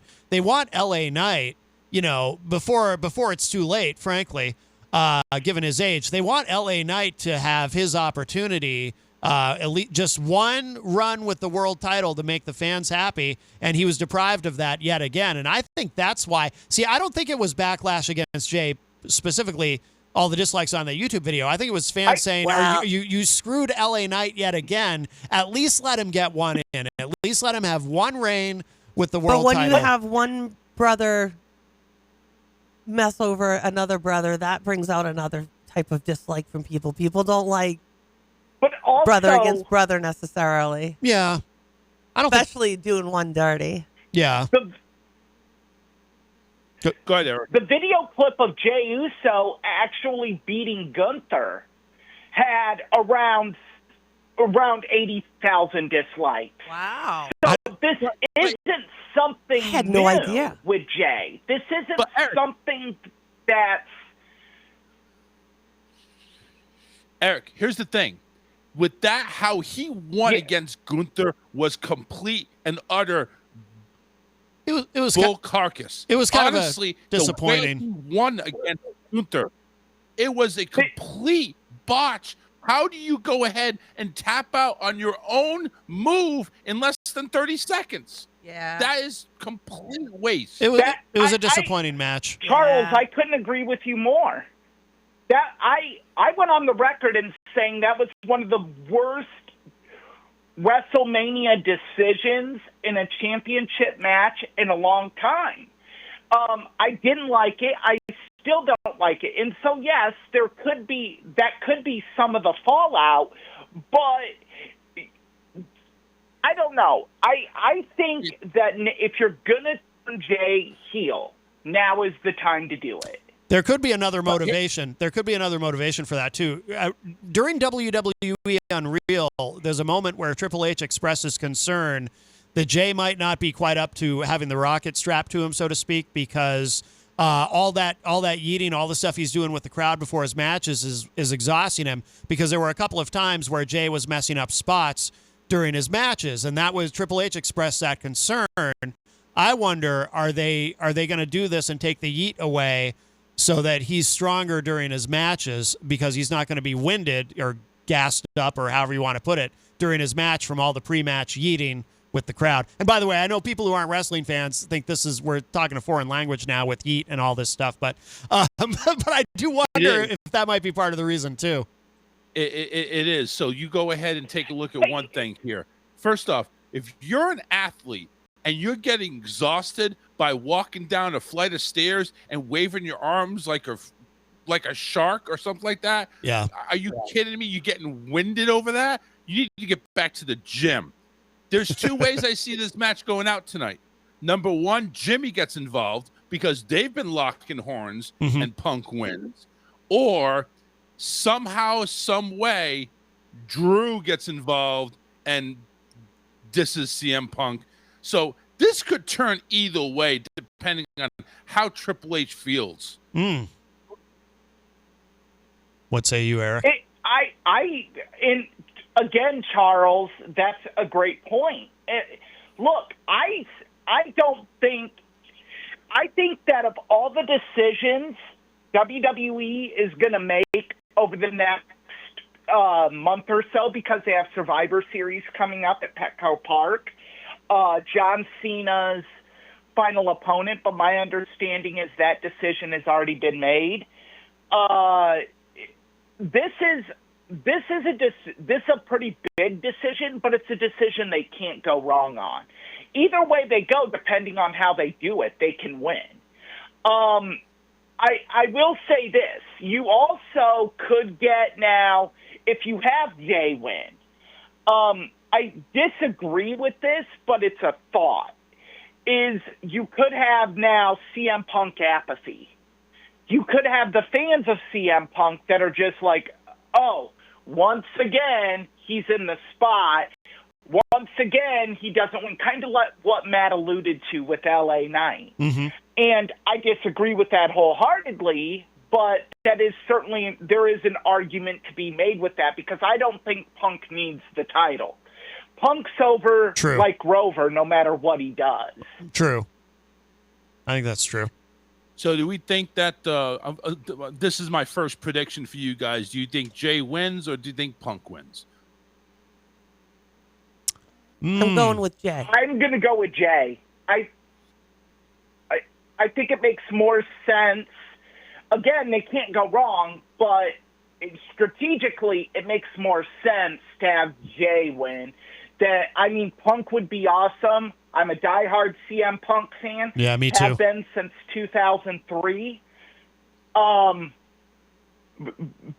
I think from a business standpoint, it would make sense to have Jay win. I agree. There's a story you can tell there, and I'm gonna go against the grain. I'm gonna say Punk. Here's why: with everything that happened with Seth Rollins getting an injury and everything having to move up, you knew who was going to beat Seth Rollins for the title, right? Braun Breaker. No, I'm going to go with Punk, and then that's going to set up Punk and Breaker. Okay. That's interesting. Yeah. That would be interesting. Again, this is a no-lose situation. Agreed. But agreed. I agree with that. You execution is everything, of course. I mean, you could still flub it up if it's a horrible story idea, but on the surface, you can't mess this up. This isn't like the women's title match that I think they very easily could botch this if they make the wrong decision. Let's talk about that real quick, too. So Jade obviously coming in, attacking Tiffany, turning herself heel. We were talking about heel turns. Yeah. Do we agree with Jade going heel on this one? And is she ready? Because she's been green for the longest time. Finally got a little bit of taste with having some belts. But is she ready for a solo career with the title? And is Tiffany time? Let me just, I just want to say two quick things about that. One is I do want to stick up for Jade Cargill a little bit, and Eric's heard me say this. I think there's a lot of criticism from the IWC of her. I think it's a bit much. I think she is underrated in terms of I think she's better. Agreed. I think she's better. Jenny, you agree? I think she's better than she gets credit for. Agreed. I also think she's probably, from the little bit that I did see of her when she was in AEW, I think she's probably better as a heel long term, and I'm curious. I'm interested to see her develop as a heel in WWE. Eric, what do you think? I think she works better as a heel, but I do not think she's ready for the top spot. I'm siding with Charles on this. She's greener than goose turds. Yeah, I don't think so. Yeah, I would like to see her with an Intercontinental title run first. Okay. United States run. Sure. Let's That'd be fine. prep her for this. Let's get her better, because right now you're throwing her right into the fire with these workhorse women's wrestlers that you would put in that top tier. You would assume Chelsea Green at some point would be there. You're going to assume that Alexa Bliss and Charlotte will be in the mix at some point. Those are all premier workers, and botches are... It's so easy to spot a botch when you're working with someone that is really good in the ring. And that's who she'll be working with as the top person. So I think it could expose her big time and set her back. The reason why I'll go ahead and disagree in regards to the green, WWE must see something in her. They made her crown jewel champion. They went ahead and they prepped her for another title match already. So it's not. It doesn't seem like she may be as green as we thought she is. Apparently, they see a lot of potential in her. And I think this second one, might be time to let Tiffany let go of the reins. I think with her turning heel and getting into Tiffany's head, which we saw on SmackDown, that could be the turning point where I think Jade finally goes ahead and cleans up her act and actually gets a belt. You know, the irony of that is... If I'm going to go ahead and put a pick in, I'll put in for Jade. Yeah. I do think Tiffany's better as a heel. I think Jade does win. I do think this is me just spitballing. I have no I haven't read this online. I think Tiffany might be due for some time off, because think about this. She's had a 300-day championship reign, but she was pushing hard in NXT well before they brought her up, and she almost got kind of thrown right into the main event picture right after she was brought up. So that's, But she has flourished, though. She has flourished. She's been going hard for over 2 years. Yeah. So maybe they take her off till Royal Rumble, have her come back, kind of give her a refresh a little bit, and let her rest up. Because I have read she does have some minor injuries that are starting to mount up. Yeah, you're right. She's been running hard for a long time. I think she's actually better as a heel, though. I think she's awkward as a babyface. I don't know what you guys think, but I don't understand Tiffany Stratton as a babyface. I really don't. It seems forced. It really does. Yeah. It seems forced. Yeah, I think she's a natural heel. I think it's. I think that. I mean, I think the Tiffy time thing is a heel thing. It is. Personally. It is. Like, I get why they wanted to turn her in a sense, because she was getting babyface reactions because she's so incredible in the ring. But I think as a character, I think she's much more effective as a heel. I think they should just go back to letting her be a heel. And if she gets babyface reactions because she is so incredible in the ring, so be it. A lot of heels do. That's fine. But I think she's better as a heel. By the way, speaking of, I just want to pivot quickly because I really want to hear everyone's thoughts on this. And Eric, you already know, when I mention this name, you already know what I'm going to say. Charles might not. Dominic Mysterio, when they finally pull the trigger on him, is he not going to be one of the greatest baby faces of all time? when they do it. He already is. I think he already is. You think he already is?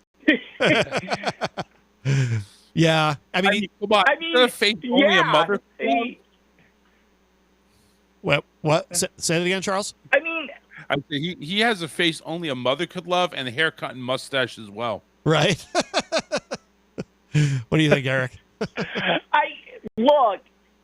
I think there's always going to be a segment of the fans that will look at Dominic Mysterio as a heel. Yeah. And God bless him for it, because look, Dominic, it could be that guy that when they turn him babyface, he changes nothing about himself. Exactly. Yeah.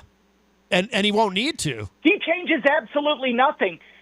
He won't need to. He really is, and I say this with the utmost reverence and caution. Yes. He really is a second incarnation of Eddie Guerrero. Yeah. Eddie could lie, cheat, and steal, and the fans would love him no matter what. Right. And that's Dominic Mysterio. All these people in the IWC I see that are saying, oh, well, they're just trying to make him Eddie. They're just trying.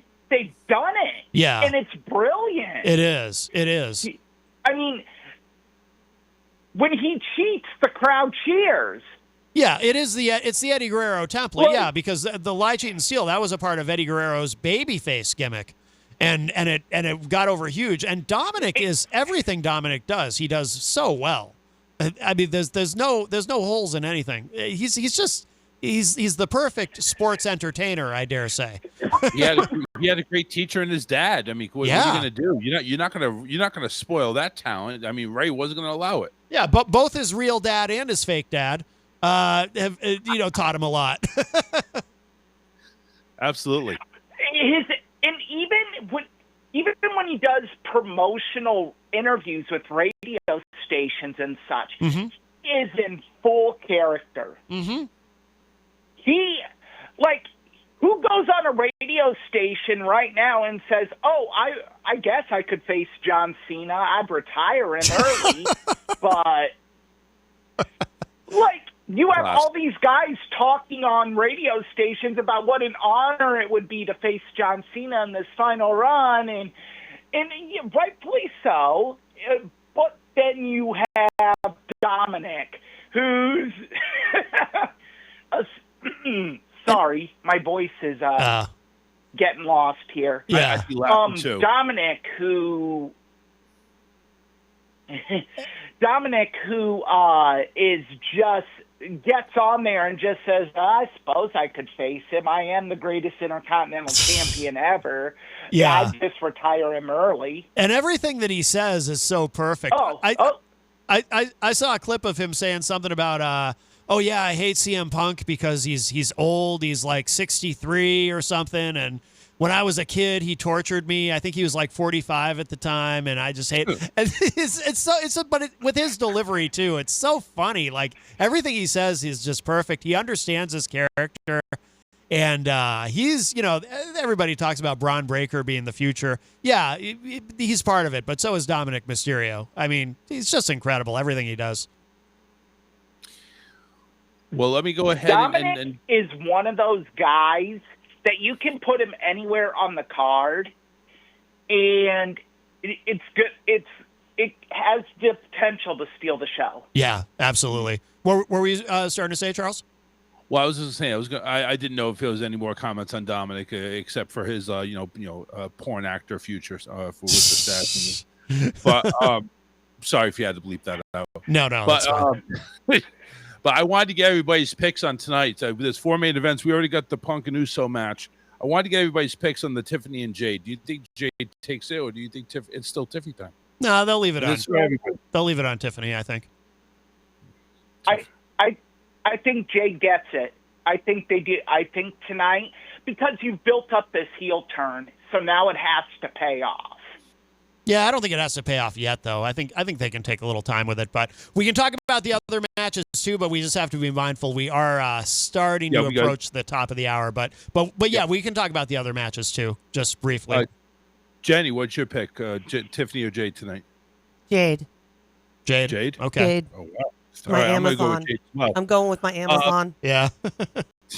The triple threat: Mysterio, Penta, Rusev. Does Mysterio? Does Dominic keep the title and his all of his hair? Dominic keeps the title. He cheats to win, and I don't even care what they do with Rusev. I love Penta. Rusev, I think Penta is, I could see him being an upset win. kind of doesn't need the belt though. Penta's so incredible. Penta's know. another guy who's just incredible. I know. And Rusev is just boring. They haven't done anything good with him. Yeah, I'm surprised that they haven't. I did got to go anything with Dom. I got to go with my boy, Dirty Dom. Yeah, I think me too. Dom cheats to win. Yep. I don't care how it happens. It's going to be brilliant. Yes. Yeah. I agree. I agree. I think Dominic with the AAA belt. I think he'll still have a title to hold on to. I'm going to give it to Penta. I think Penta's time. Okay. And finally, Cody Drew. With everything going on with the disqualification, now not even a factor anymore. Count out not a factor, and Cody obviously is wanting to do a Cena with the title, bashing it up Drew's skull. Do we see Drew walking out, or is Cody holding on to it? I think they leave it with Cody. Drew losing gives him another thing to whine about, which is such a big part of his character, and he's hilarious doing it. I know. I think they leave it on Cody. All he does is All right. whine. Yeah, you agree, Johnny? As much as I would like to see him finally actually get to keep a belt for more than 2 minutes. Yeah. I think Cody's going to get it. Yeah. What do you guys think? Eric? Charles really struck a chord with me earlier. They added this stipulation 24 hours before the match, and I've been thinking about it. I think Drew does something, gets under Cody's skin, and Cody breaks and gets disqualified, and Drew becomes champion that way. It's a good theory. I think Drew wins. Yeah, you might be right. And what? I'm going to stick with Cody, though. You're going to stick with Cody? I'm going to stick with Cody. All right. Very good. Wow, you had such a compelling argument, Charles, and now you're like, I'm going with Cody. It's good when it's good when it's unpredictable. Games, Eric. Mind games. That's right. That's right. Man, Charles is working me. I'm getting worked by Charles. Yeah, you are. Very good. Well, guys, we're approaching the top of the hour. We got to start to wrap up, but Charles, thank you, and of course, you've got you're going to be live streaming tonight. Where can people go to find that? So, unlike you, Matt, I can live stream on Facebook. Yes. I can't believe they did that to you. I know. I'll be on Facebook and YouTube. Okay. Just search under the Charles Richardson Show. That's where you'll be seeing it live. And we will probably start a few minutes before 7. And if you want to follow along, obviously my stream, and of course it'll be on Peacock. Very good. Excellent. And of course, Eric, you and I doing Tough Bumps tomorrow night, I presume? Yes, absolutely. We got to cover one of the most notorious Halloween havocs. We just got to pick which one. Yeah, I'll let you pick. I'd put a poll up, but Facebook. But the thing is, so I put a poll up at the beginning of the week, like we talked about, and it was getting like no engagement. But now that I know that Facebook is blocking some of my stuff, I think that's probably why. So you can just pick whichever one you want to do. We're going to cover the Chamber of Horrors match. Okay, that'll be fun. The Chamber of Horrors event. That will be fun. All right, we'll go with that. That sounds good. So keep an eye out for that. Of course, you can watch that on the IPM Nation YouTube channel, and it won't be streaming live on Facebook, obviously. All right, very good. Well, listen, Eric Pilcher or Charles Richardson, thank you both so much. This is fun. We should do this more often.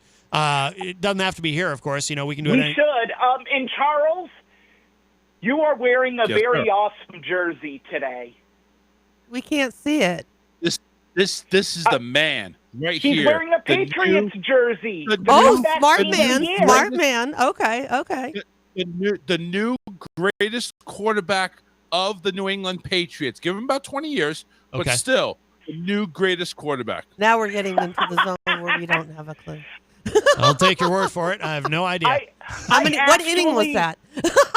I've actually, Charles, Wow. ordered the Drake May Rivals jersey. So that Oh, should nice. be here this week. Awesome. All right. Wear it proudly. I don't even know who that is. No. Okay. We got. Oh, I will. Definitely wear it proudly. Be on the flip side. All right. Well, very good. Charles, Eric, thank Yep, you both thank you, guys. Thank you so much. We love you guys. Thank you for joining us, and we'll talk to you soon. Thanks, guys. Thank you. All right. Bye-bye. All right. That Yep, was bye. Bye-bye. All right. That was Charles Richardson and Erich Pilcher, and we are approaching the top of the hour, so we got a little we're going to reshare this American world premiere, of course, of the brand new track from Jamie Higgs, and then we'll take a quick moment to show some love to our amazing sponsors. And then if you are listening live on Saturday, coming up in the third hour, Under the Horizon is here. Can't wait to catch up with them. We've got a lot to talk about. But so stick around. Plenty more Matt Connarton Unleashed to come right here from the studios of WMNH 95.3 FM. You're listening to Matt Connarton Unleashed on WMNH 95.3. And now, the American radio premiere of the new single from Jamie Higgs. This is called We Talk.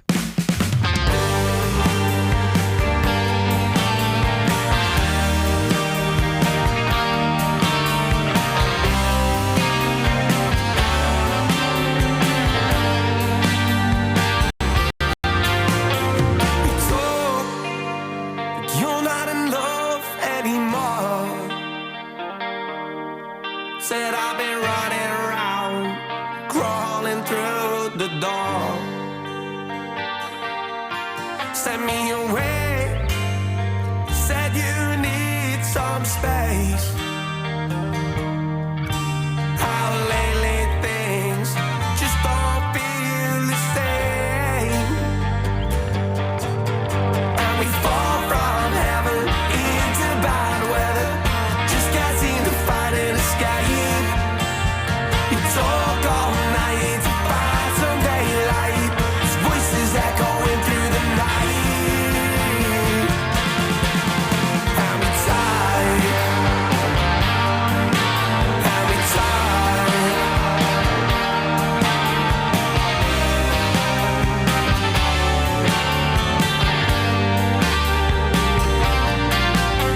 We talk, but you're not sure anymore. Always happier it seems when I walk out the door. Give it all, could I give some more? Here we go again, walking through the storm. And we fall from heaven into bad weather. Just can't seem to find an escape. We talk all night to find some daylight. Voices echoing through the night. And we tired. And we tired.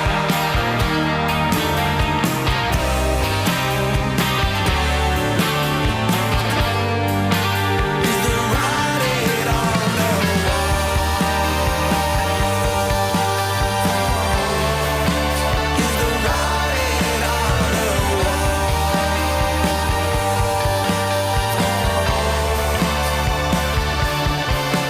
My love.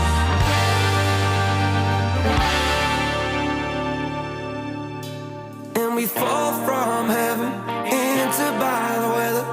Just can't seem to find an escape. You talk all night to find some daylight. Voices echoing through the night. And we tired. And we tired. And we tired. And we tired.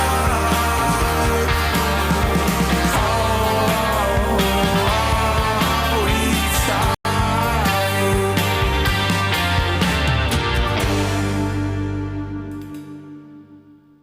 This fall, the ballpark isn't closing for the season, it's waking up. Step beyond the gates and into Fright Nights at the Field. An immersive haunted experience where the roar of the crowd has been replaced by whispers in the dark. Wander through twisted tunnels, ghost-lit corridors, and the stadium itself. Now home to the things that never left. Live scare actors, movie-quality sets, heart-racing encounters around every corner. The game is over, but the nightmare has just begun. Fright Nights in the Field. Dare to play after dark.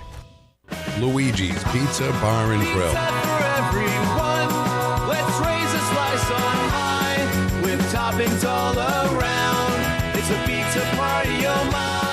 Luigi's Pizza Bar and Grill, 712 Valley Street, Manchester. Come on in or call 622-1021. Luigi, keeping the tradition alive since 1975. Pizza for everyone, come join the feast tonight. With each slice and topping, everything feels so right. In times of crisis, you need a law firm that stands by your side. With over 40 years of experience, Craig & Getsoulis is dedicated to fighting for your rights. As former state prosecutors, our attorneys have the knowledge and trial experience to provide an aggressive defense against any charge, from DUIs to homicides. If you've been injured, our compassionate team will assess your case and fight for the compensation you deserve. Serving all of New Hampshire, Craig & Getsoulis is here when you need us most. Visit CraigGetsoulis.com for a free consultation. Craig & Getsoulis, your advocates, your allies. Bring your kitchen to life with Queen City Cabinetry. Located at 87 Elm Street in the historic Sunbeam Mall in Manchester.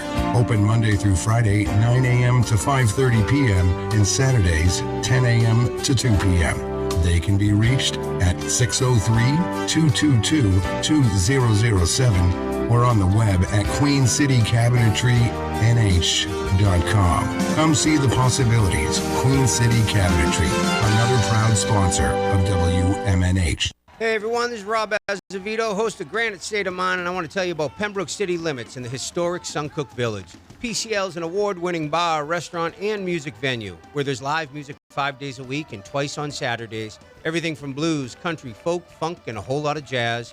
We have 12 craft beers on tap dedicated to local brewers in the area and some of the friendliest bartenders around. Please come visit Pembroke City Limits at 134 Main Street in the historic Suncook Village, only 6 miles outside of Manchester. Open Tuesdays to Wednesdays, 4 to 10, Thursdays to Sunday, 11 to 10. Pembroke City Limits, where it's all about the music. Diz's Cafe is the place to put a smile on your face. Judy and the crew will take care of you. Bring your appetite and treat your taste buds right. Diz's Cafe is always a winning choice. Breakfast, lunch, or supper. Diz's Cafe at 860 Elm Street in downtown Manchester. Dine in, take out, or make a reservation. Call 603-606-2532. Eat, drink, and be happy.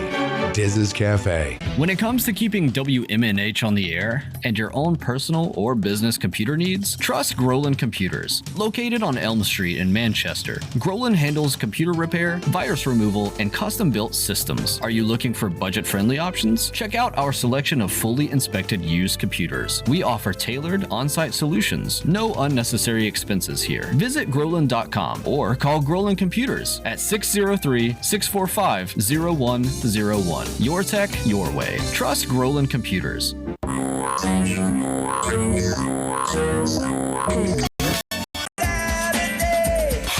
Midnight.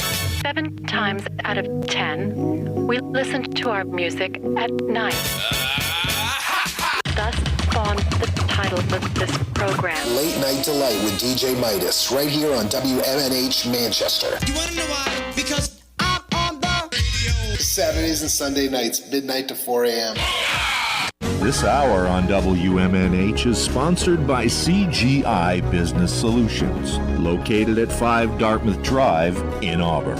They serve all your business needs, including employee benefits planning, corporate design and business administration, investments and wealth management, and customized business insurance solutions. Their phone number is 866-841-4600 or on the web at cgibusinesssolutions.com.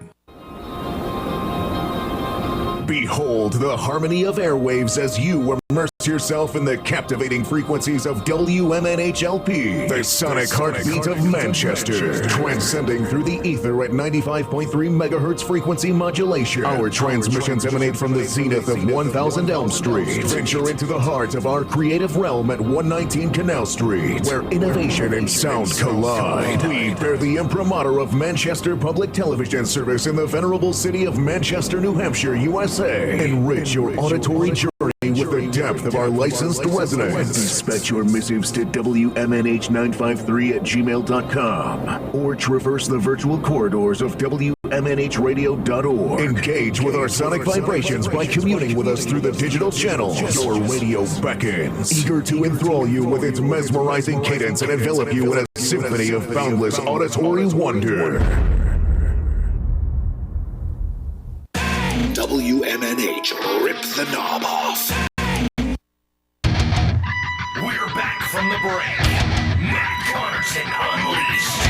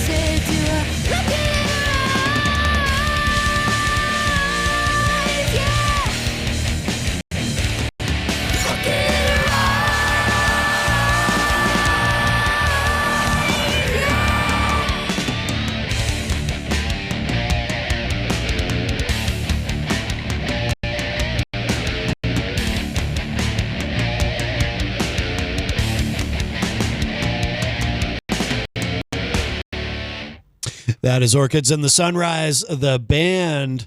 They are here with us in studio under the horizon. We've got all three members here. Welcome, everybody. We're going to talk with them. We're going to get caught up. Really looking forward to this. This is Matt Connarton Unleashed, and of course, we are live from the studios of WMNH 95.3 FM in glorious Manchester, New Hampshire. And of course, you can stream the show. Go to mattconnerton.com/live for all your live streaming options, social media links, contact info, show archives, et cetera, et cetera. Just don't bother with the Facebook link because Facebook has restricted me from streaming live until December. I have no idea why, because they don't tell you when they do this to you, but you can stream it on YouTube. And of course, it is a radio show. So if you're in the Manchester area, you can just stream it, or actually just listen to it, I should say, at 95.3 FM on your FM dial. Jenny is here, of course, at the news table. Present and accounted for. And let me get those mics up, because joining us in studio, we have, and let me get that camera on them too for those of you watching the video feed. So there's Matt Palmer, Jordan Sweet, and Izzy McIntyre all here with us live in studio. Good morning. Good morning. Good morning. Yes, yes.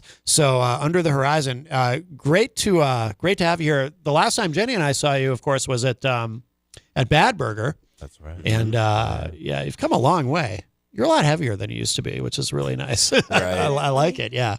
Sounding amazing. So we're going to get caught up. We're going to get into everything, but we should, and Jordan, this is more you and I talking about this, I suppose, but we should, let's get the sad part out of the way, and we won't spend a lot of time on it. But of course, we both, we lost a hero of ours, Ace Frehley. Big influence on me. Yep. Definitely the main reason why I play guitar. And, yeah, you know, like obviously there's other influences that I have, like, you know, Van Halen, Dimebag, but I think Ace was definitely my biggest reason to be playing guitar. I mean, yeah, you know, I don't know if it was his sound, the look, the, you know, whole band itself, Kiss, or his solo acts, but the guy just had something for me, and I was just like, wow, yeah, like this is where it's at. Like, yeah. Do you have a favorite Ace Frehley solo?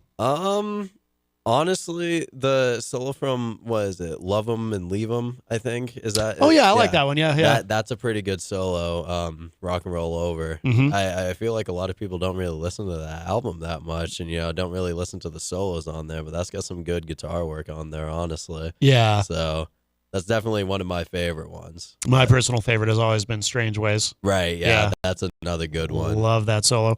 And now, did you guys play with Ace? Did you do a show with Ace, or did you? No. But you went, right? We went, saw him, we met him. That was a cool time. Yeah.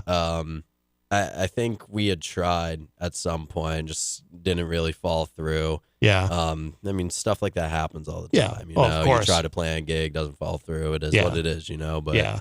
we did get to meet the guy. Yeah. Definitely a pretty cool time. He did put on a pretty good show that night too. Good. You know, it was a good time to see, you know. And Yeah. everybody seemed to have a good time there too. So Yeah. No, it's and that's one of the things, and you know, Mike knows this. I'm sure has thought about this. You know, as you get older, your heroes, they start to die off. Right. Yeah. And you know, and you're experiencing a hero dying. It's you know, sad. you're young, and It's you know sad, your you heroes know, are already dying off. Yeah, right. I mean, dude, like within this year, I mean, how many people have we lost? I mean, we've lost Ozzy, we lost Ace, we lost was it Brian Wilson from Beach Boys? Yeah. We lost him. We lost Sam D'Angelo Rivers from Limp Bizkit. Right? Yeah. It's just That was a shock. Everybody's just rolling. And I'm like, dude, what happened? Like, Yeah. I had another 5 years in you. I thought these people were immortal. You Right. know? Like- Right. Yeah. I know. Yeah. No, it's hard, but that's cool though that you know he was such an inspiration to Right. you, and why you picked up the guitar. Right. That's great. Yeah. I'm glad that I got to experience him. It's you know, wonderful while that you I got to could, meet him. you know? Yeah. Right? Yeah. Absolutely. Absolutely. Good memories. Yes. Well, so we'll talk about what's been going on with the band. Dying to hear from all three of you on this, and you know, it looks like you're doing a lot of good stuff, making a lot of progress, playing a lot of shows. You got a busy schedule. Did you play last night somewhere? We did. We played a Halloween show. It was a Creep Fest. Okay. In Cranston, Rhode Island at Pub on Park. It was a great show. Yeah. Hosted by Rambuticon and Voltage Entertainment. And Okay. we got to play with obviously our extended family in Scarecrow Hill. Yeah. I love them. Oh, yeah. We're great friends with them. But we also got to meet a lot of new friends there. Among Ghosts, Forever's Falling Grace, Providence, all great guys, all great bands. It was amazing night, amazing show. Yeah. Yeah, and it was fun. It was fun to actually do something on Halloween night rather than just like sit at home and watch, The Evil Dead for the 90th time in the row or whatever. Right. But yeah, we've been busy. We've been working on the upcoming album. A lot of that's in editing and mixing right now, so we're looking music videos. Yeah, music videos. Yeah. We've been doing music videos for the second album, and just keep working. Yeah. I'm really curious to know about the evolution of the sound because the song, for people hearing you for the first time, of course, the song we just played, it's dark and heavy and whatnot. Right. But seeing you live, because Jenny and I, the first time we saw you was when you were opening for Great White, right? At the Tupelo. And way in the earlier stages. Yeah. And then when we saw you at Bad Burger, it was louder, it was heavier. Oh, and before that too, when we saw you at Jewel.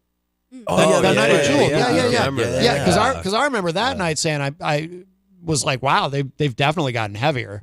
Things have changed. Things have changed. I think with like all the shows that we've been playing and also a lot of the new bands that we meet, like it's definitely influenced our perspective and our performance. And I'd also say at least for me, like a big change and a monumental, point in my career was Milwaukee Metal Fest. Like seeing all the bands there, it definitely changed something in me, and I don't think it's been the same since. Seeing the energy that those bands brought, like whether it was, like the big bands like, Guar and Arch Enemy, or Down or Chimera, obviously, but, even some of the smaller bands that we checked out, like I remember there was one band in particular that we checked on the second stage, a Fugitive. Yeah. They were this thrash band that like we didn't know anything about, but we went in there and like next thing you know, we look around and we see like bodies flying all over the place and we're like, all right. Yeah. This is a little more like what we're into here. And it was just like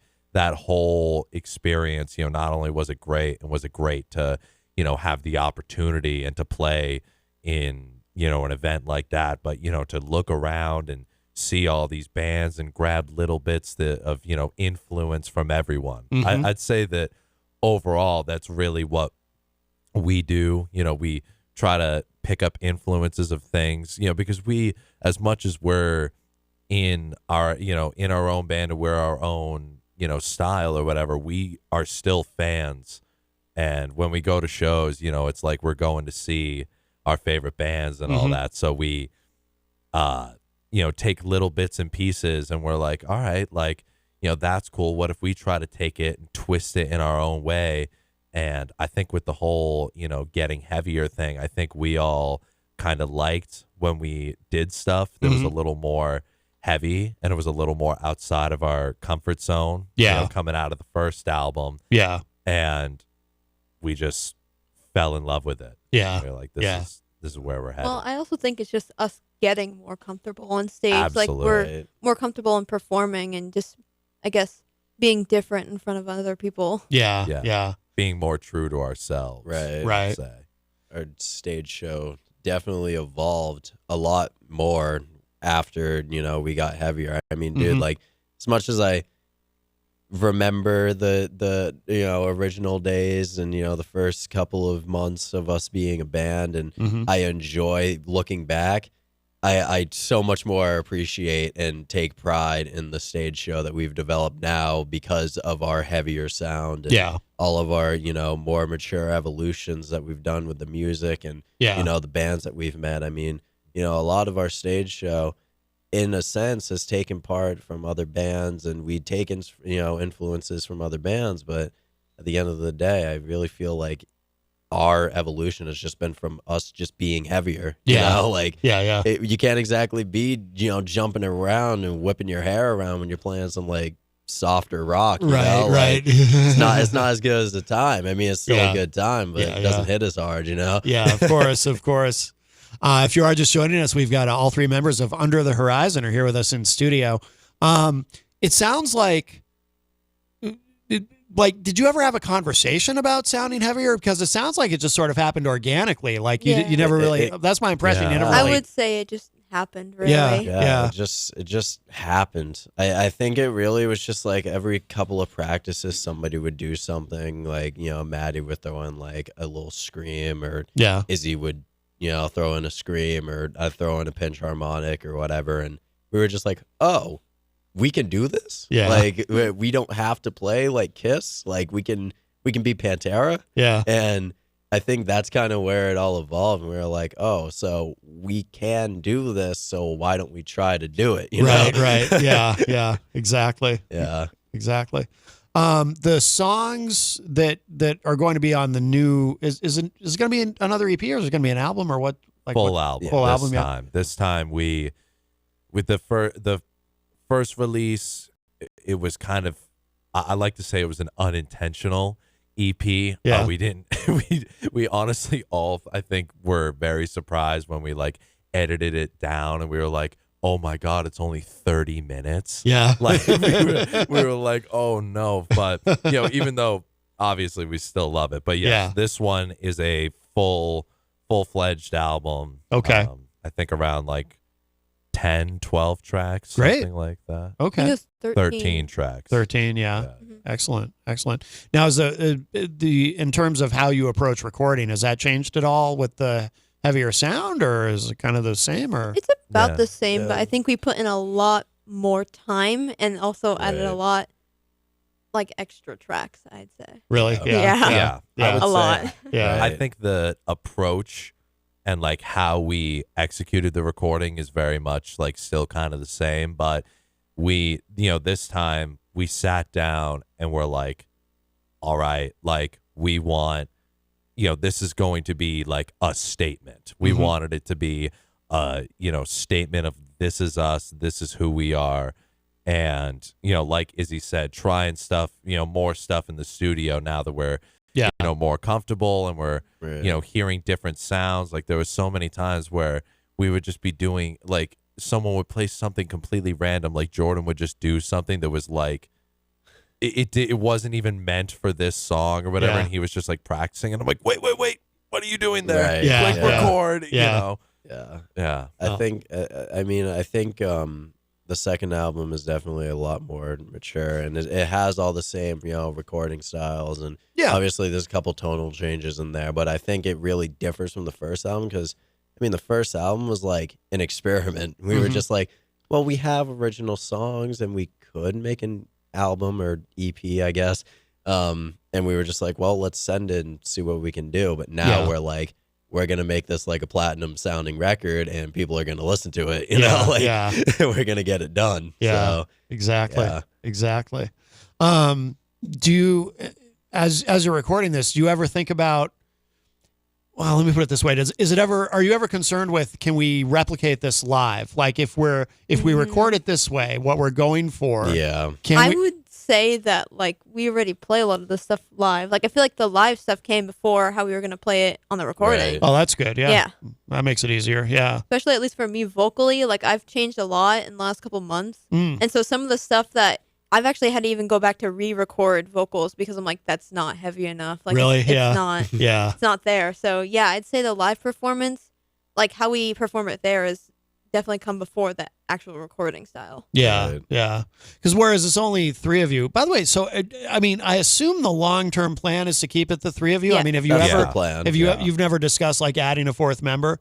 Maybe like occasionally since the for beginning. keyboard or Yeah. something. Yeah. but- I think we thought about adding a fourth member before we even had original music. Really? And Yeah. I think that was the first and last time we ever considered it. Yeah. Because it's just like, it's just the dynamics, It's so good the way it is. Yeah. Right. Yeah. And it's hard to, not only is it hard to adapt to having a fourth member, because now you're like, okay, we got to figure out, can they play on time? Can they adapt to our style that we have and our sound? But you're also risking the dynamics of the band falling apart. Now it's, well, we're not a 3-person boat. Now we have 4 people, and we now risk having 2 camps if somebody disagrees. Yep. and now it's a 2-on-2 or it's a 3-on-1, and it's like we there's just too many potential problems for us to worry about, you know.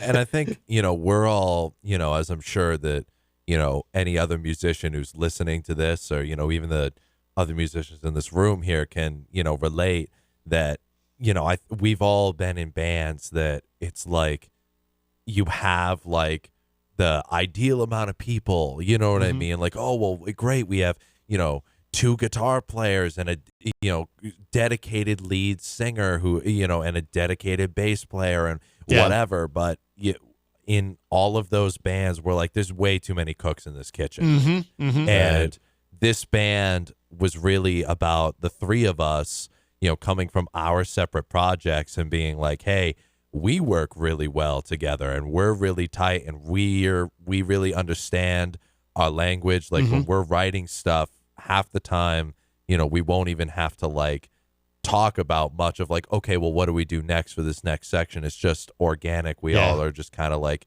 interlinked with each other. And I think it, you know, really works out. We just haven't wanted to, you know, mess that up in any way. Disrupt that. I think that's smart. And the 3 of you are able to get such a big sound with only 3 of you. Thank you. So you don't need a 4th person anyway. It's probably interesting. Maddie, like beating his drums. But. Right. Yeah. It's interesting because I mean, I've heard that where people are like, "Oh, you guys are very full for a 3-piece." Which I mean is partially why. I mean, there's always the stereotype: you need a lead and a rhythm guitar player. You need all the people to make the big sound. But I think it really just depends on how you play your instrument. You know, like. You know, I can have a full sound in a solo by just throwing octaves in there. Izzy can have a full sound by just growling and, you know, layering tracks in the studio or even just doing it live. Maddie bangs his drums like an ape. So, like, you know, it's like it really just goes to show, like, if you can play your instrument in a certain way, you can make a full sound out of minimal amount of people. That's a good way of putting it. Yeah, exactly. And you can hear, like, you can clearly hear everything. Like because if you're playing a solo and you don't have an extra guitarist playing rhythm, you can hear what Izzy's doing on bass. You can hear all the drumming, all the, you know, the double kick and everything. You can clearly hear it.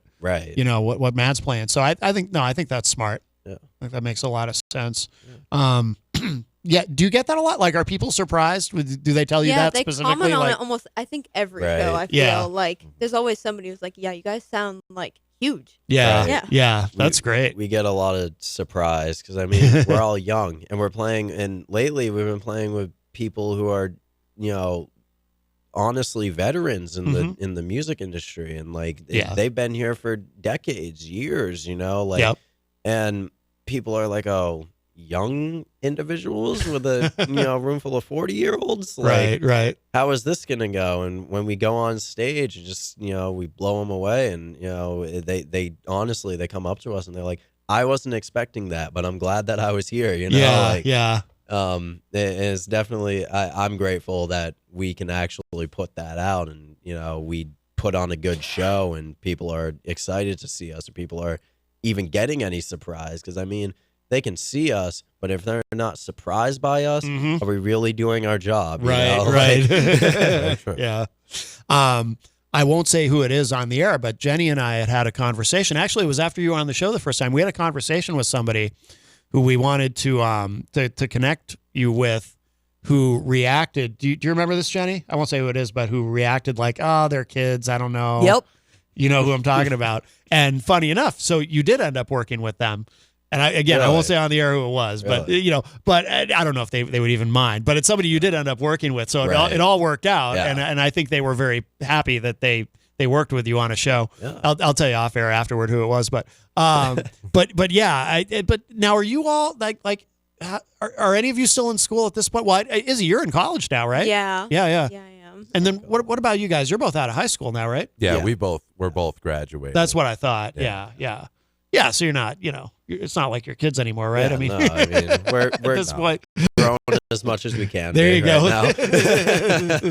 There you go. There you go. Now, what's the show schedule been like? It looks like you've been really busy. Like, are you playing every weekend? Or Basically, I mean, Yeah. if we're not doing a show, we're definitely doing like music videos Right. or Yeah. editing or something. There's no break. Yeah. No, you're working hard. You're working hard. Is that hard with going to school? Is that a It definitely challenge? can be a handful because I also work on top of it all. So Yeah, yeah. Basically, it's like a 6 a.m. to 10:30 at night thing, and then the weekends are my, I guess, showtime. So. Yeah, yeah. No, it's a lot. It's a lot to handle.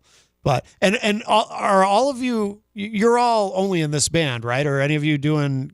No. Yeah, anything we're- else? This band. Yeah, we're all in this band, and all our creative energy goes toward That's great. this band. That's great. Yeah, especially for you, because every other drummer I know is in 10 different bands because nobody can find a drummer. Yeah, yeah. No, it is a. I feel like that is a thing with us, is that we all kind of end up becoming like,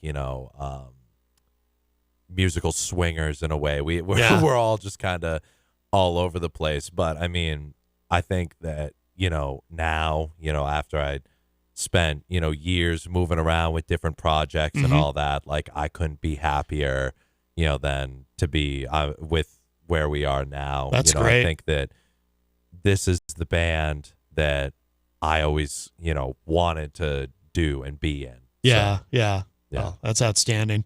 If you're just joining us, Under the Horizon is here with us in studio. And now, who are some of the acts that you've played with? Because you've played with some national acts, right?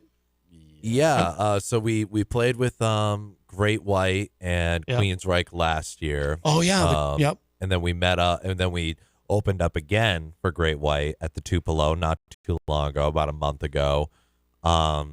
But other than that, we've been playing with a lot of the higher up local acts. Obviously, as we have already mentioned a couple times in this Yeah. whole thing, Scarecrow Hill. Yeah, We've yeah. done a lot of shows with them. Yeah. We've done some shows with Sepsis. We have some more upcoming shows with Sepsis, actually. Swarmy Fest, right? Yeah, Yeah, we're gonna be there Right down the road. Yeah, Right coming down the right road. up. Yeah, that's true. It's already November, so it's only a couple weeks away. Wow. Right, Like yeah. 2 weeks, I think. Oh my God! Yeah. It's coming around the corner. Yeah, really Better fast. look out. Yeah. Yep.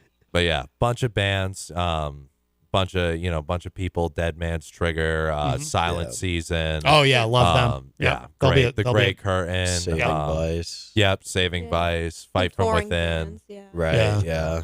Yeah, a lot of bands, and we that we've really been trying to reach out to every band we can, Mhm. because we want to be in the scene with these people. So Mhm. meeting them, talking to them, and sharing musical conversations, notes, experiences, whatever Mhm. you want to say, I think has catapulted us not only as a band but as people. Yeah. I'd say we have a lot more confidence now walking into a venue, Mhm. when it's like, oh, we know all the bands on this bill. Yeah. And we're friends with them. And Yeah, that always it's- helps. Yeah, it's great. Yeah, that helps a lot. Yeah, absolutely.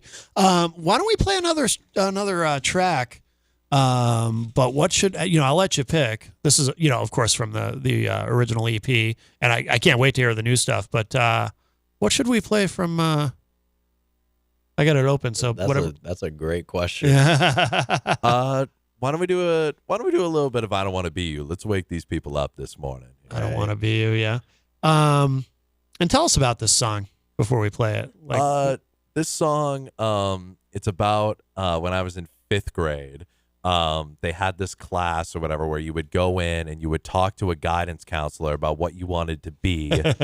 And she would go onto this government website and type in, and they would give you like some hourly, estimated hourly wage or salary that you would get. Yeah. And so I was like, I want to be a musician. And she's like, well, it doesn't really pay that well, and blah, blah, blah. You should be a marine biologist or whatever instead. Yeah. And I'm like, no, thanks. Yeah. So this song's about, she told me that I was never going to make it when it came to music. And, I think she even said that I would end up being homeless and collecting, Oh my God. tips from bars that I would play at. And I'm like, lady, you're a school teacher, right? Like I don't really know what the comparison is here. So, anyways, this song's about my aggravation towards her. Did the website list an hourly wage for being a musician? It was like, you can make Probably not anywhere much. from like $5 an hour to like $20 an hour. And I literally said, I'm like, but we don't make hourly wages. Right. Yeah. Like, half the time we don't even get paid.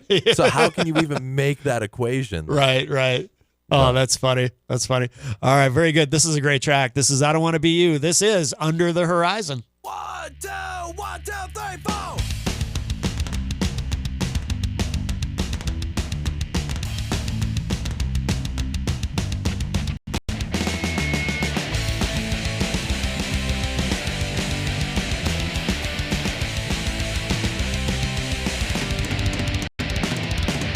You snarl with your snuggle to stare as you breathe the misery you bear.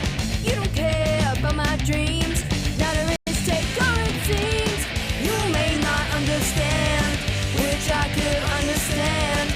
I'd rather live my life than work your 9 to 5. I don't wanna be you. I don't wanna be you. Don't take your feelings out on me. Don't wanna live life on repeat. Might as well spit in my eye as you watch my dreams die. You may not understand, which I could understand. I'd rather live my life than work your 9 to 5. I don't wanna be you. I don't wanna be you.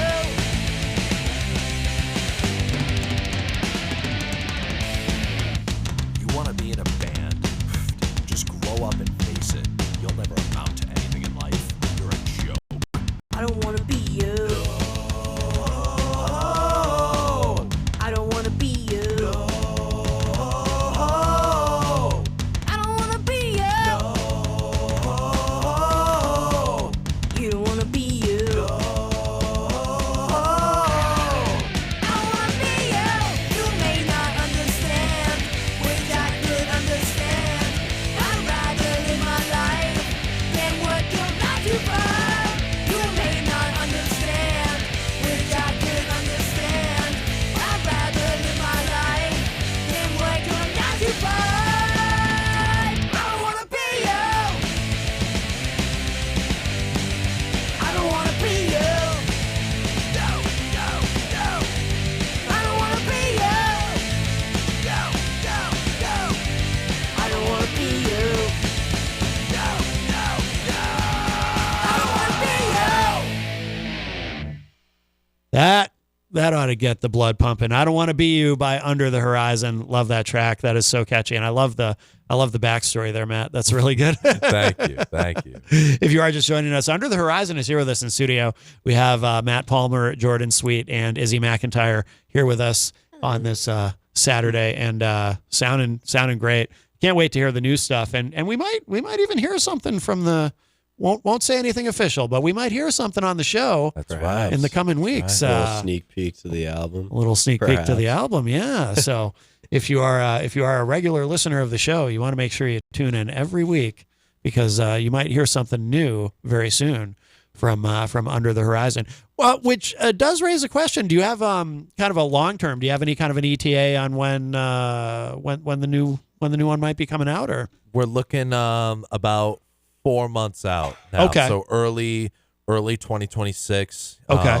We're gonna, we're thinking probably around like springtime or so. So ideally, before, the big show season, so then we can, release the album, and then, we'll have a whole schedule of shows for, people to, come out, check it out, and yeah.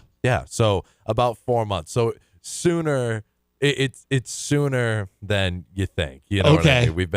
We've been saying that because this album has taken a long time, but we're making it through soon. We're looking at about 4 months or so. Right. Okay. Yeah. Okay. Excellent.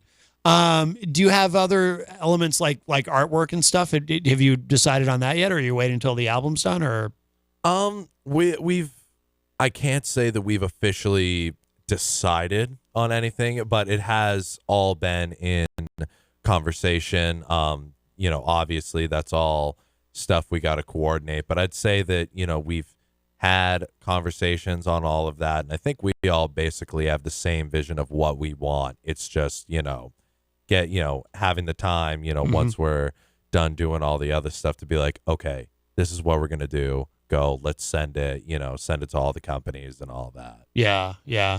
It's there's a lot of work that goes into it. For sure. I'm curious too about what goes into the decision to, like, because you're doing a full album, because there's so many different ways to release music now. And you can do an album, you can do an EP, obviously you can do, a lot of artists now just do a series of singles. And they kind of do the inverse and maybe those singles coalesce into an album eventually, which is completely different than the way it was like when I was growing up. It was, first single goes to radio 6 to 8 weeks before the album, then the album comes out. Then if everything goes well, you get a second single, maybe a third single. But now it's like there's so many different ways to do it now. That's kind of, I think, the plan with this album. We've I guess heard from a lot of other bands that releasing like song at a time usually works better because unfortunately, in this day and age, people's like attention spans are a lot lower. So to keep people's attention, sometimes it's easier to give them something to chew on and then come back like a week or two later and give them something else. Yeah. So when you do, is it important to you as a band to have I don't know, is there any kind of a theme to these or something that kind of binds the songs together that are going to be on the new album? Or absolutely. I mean, I'd say that when we went into writing this record, we had kind of a vision where like, okay, we want to, still be ourselves, obviously, but we want to be heavier. We want to be darker, more gothic. And we wanted to, implement more elements of, some of the other stuff that we'd been listening to, Izzy has put some of her classical influences in on this album and gothic influences. And I know from me and Jordan, there's some, influences from bands like Tool and, heavier bands, Pantera, and stuff like that. And even, some new metal stuff like, Slipknot and, Limp and just whatever, tickles our brain. And then, but I'd say overall, we're like, we want it to be heavier, more encompassing, and darker. Right? Yeah. And how has the live show, because you touched on it earlier, the live show, how has that changed? You mentioned that's also kind of changed as the music has gotten heavier. Like, are there specific elements that have changed, or is it just how you all kind of perform individually on stage? Or I think our energies really have changed. I think we've put a lot more energy into our performance, and I mean, there's some added, I guess, stage gimmicks as well. And I would just say more, I guess, maybe for Jordan, like the movement. He moves a lot more, I feel, and a lot more exaggerated. We get off stage too for anyone who hasn't seen us, and we try to interact with the crowd. But I'd say just overall, our energy is a lot higher than I think it used to be. Because I mean, I remember watching like the Great White video, when we first played the show that you guys went to. And like, it's just drag. I'm just watching. I was like, I'm barely moving. We're all like, we're young. So, I mean, dude, like, obviously you got to cut a little slack because we were young. First, first little bit in the music industry. But like, now it's just like we actually function like a real theatrical, I guess, band. The music's good. Theatrics are good. And we've all just grown to have our own, like, building the band, but also us individually all have our little gimmicks and, our personalization to ourselves. That way it's not just like you're a group of kids. It's just you all are three musicians with three separate talents and you make one big unit. Right. So it's definitely cool to see that, turn out in the live. Oh, yeah. I just realized as you were talking about that too, that was the Great White show. That wasn't your first show, was it? Or was it? It was our second. That was your second. Yeah, it was the second. What was the first one? It was Rochester Performing Arts Center. Okay. Yeah. Probably. But it was mostly just honestly for like friends and family. Right. Yeah. It was very interesting going from like 15 people on our first gig, and then it was like 500 the next day. Yeah. And you're like, oh, well, this is where we're at now. Like, Yeah, see, that didn't even occur to me until now. That must have been wild to. It was pretty. I remember having insane. There were Yeah. a lot of nerves backstage right before we definitely. went on stage, and I can remember- imagine. Yeah. Yeah, and Mike had to give us the little coach's speech and be like, "This Yeah. could be your life for the rest of your lives, and this could be the breaking point. You guys got to lock in." And I'm like, Yep. "Okay, let's lock in." Yeah. No, and you did. It was great. It was excellent. It's and also too, so to be in front of a crowd that size so quickly, and also, I mean, you guys don't sound like Great White, so there's always Right. I mean, I don't know if you were Yeah. nervous about that at all, but I mean, I think broadly speaking, people who are fans of rock music are fans of rock music, and like a lot of different subgenres, and so. Yeah. But it's easy to overthink it, but still, it must have been. I mean, it had to be in the back of your minds, like, is this crowd gonna like us? It It definitely is almost, I think, with any show that we play. Yeah. Regardless of where it is, we always Right. think like, one, do we really work well genre-wise with other bands, and are the people gonna like it? Because Yeah. when you go from like lighter rock to the metal, it's kind of like jarring. Yeah, Right. yeah. And we've had bands that unfortunately we just find it hard to really do gigs with them, because it's like, not only do we have to pertain to the crowd, but the bands also have to pertain to us, and we also have to have compatibility with those bands musically. Yep. And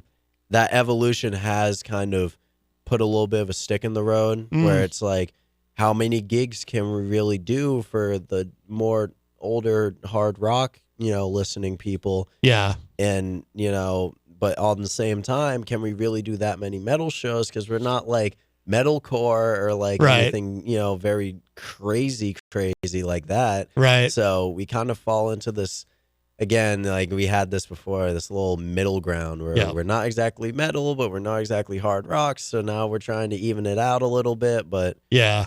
we make it work. Yeah, We do yeah. what we do. Absolutely. I mean, I'd say that, I think, we sit, we think about that, but I'd say that overall, I think we always end up coming to the same conclusion of, we got to be ourselves, and we always Yeah. go out there and we, show fully ourselves 110%. And we figure, if the people like it, they like it. And if they don't, whatever, they can walk out and go smoke a tube out in the parking lot or something like that. Right. Yeah. But, Yeah. yeah, I mean, we've never really had much of an issue with that. We've played in front of a bunch of different crowds, whether it be Great White or Juggalos at the Lethal Weekend there. Yeah. And it always ends up great, and we always end up, meeting new fans, meeting new friends, and, having, honestly meeting fans that we might not have met Mhm. if we were to, exclusively do shows with like a band that we were exactly like. Right, let's say, right. So that we really love doing, as much as, sure, we might in the moment be like, oh my God, are they going to, like this? Are they going to like that? At the end of the day, we like being ourselves to show people to, hopefully widen the, bring more people in. Music is about, speaking where words can't, and including everyone, and, all working together to bring some wonderful art out into the world. So Yeah. we love doing stuff like that. Yeah. Yeah. Well said. Well, the time goes quickly. So thank you, all three of you, for joining us today. This was Thank a you good for having time. us. Always wonderful to have you on. Absolutely. I do want to close out the show with one more song of yours. I'm going to give you a minute. You can take a minute to think about it, though, because while you're thinking about that, Jenny, for listeners who don't know, I did nothing. You showed up Where did I show up? in John Oliver's show. I did, last yes. week tonight, last weekend. So I did, with some other people that I have had the honor and privilege of fighting alongside of for the last number of years. Yeah. Yes, yes. Yeah, it was really exciting to be on John Oliver's show. If you haven't seen it, it's streaming on YouTube, and you can also find it on JennCoffey.com. Yes, yes. JennCoffey.com. keep up with all the good trouble I'm getting into. Yeah, so congratulations on that. Thank you. Absolutely, absolutely. And I do want to thank everyone who joined us today. Of course, Erich Pilcher and Charles Richardson, who were with us in the second hour. And in the first hour, of course, we had Eleanor and Andre. Don't forget, tonight at Terminus Underground, they've got Vices Inc., Grimm the Acronym, and Island of Alaska. That's going to be a great show. And Jenny, you and I are going to be there next Saturday on the 8th. On November 8th, we're going to be at Terminus Underground that night for that show. But we'll talk about that next week. We will. We will, yeah. So lots of good stuff going on. Thank you for remembering that I'm here. Yes, of course. That's yes, I know. Where's the best place to go online for people to keep up with everything Under the Horizon is doing? Anywhere. Underthehorizon.org, Facebook, Instagram, literally any social media. Yeah. If you exist on the platform, we exist on your For You page. Outstanding. So, you basically just load up any social media. If you use websites, underthehorizon.org, we got all our gigs, merch, our first album's on there for free listen, and you can go on the Spotify from there, listen to it from there. We got a little news part, keep us updated. You could come see us live as well. That too. We have a couple live shows coming up. We do. When's the next show? Or mention the next couple if you want to. So we only got a couple. We got a couple shows left for the year here. The next show we got is next Friday. We're going to be up at Rumors in Biddeford, Maine, which is a new venue that we've never played at. Oh, cool. But we're doing that with our friends Scarecrow Hill, Define Perspective, and Paradise is Canceled. The next Friday on the 14th, we're going to be at the Cannery in Southbridge, Mass. with 3 Degrees. They're an amazing Maynard James Keenan tribute band. Oh, cool. So they do, Tool, Perfect Circle, Pussifer. They're great. Yeah. As we said, the 15th, we're going to be right here in Manchester, Queen City, at the Jewel Nightclub. Swarmy Fest, yeah. Yes, that's going to be an amazing show there. And then 16th, it's not really a show, but we're going to be going to New England Music Awards because we got nominated for Metal Act of the Year. Congratulations. So, Thank you. Thank you. Excellent. Yeah. And then for the last show of the year, if anyone who's listening is looking for a concert that's maybe a little bit different than the normal experience, you can come see us December 13th and Fall River. We're going to be doing a show with Midget Wrestling. Oh, no kidding. That'll be a good time. Is this with Loud Entertainment? This is with Loud Entertainment. What our you friends said. in Loud Entertainment. Excellent. Excellent. So we do songs. You see Midget Wrestling, Metal and Midget Wrestling. It's a great night. It's a great time. It's so much fun. Yeah. It's so much fun. So check out those shows. Come see us live. We can't wait to see you guys in the pit. Outstanding. And what are we going to play to end the show? What do you want to go with? Under the Horizon. Under the Horizon. Title track. Very good. Very good. Let me get that ready.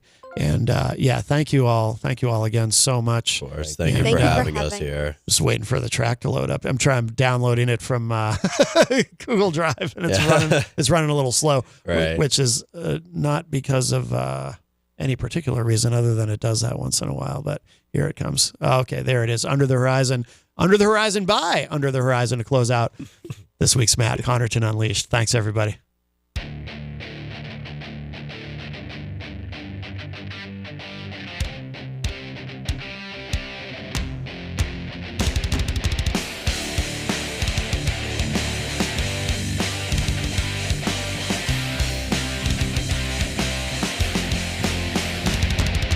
Sun comes through my window.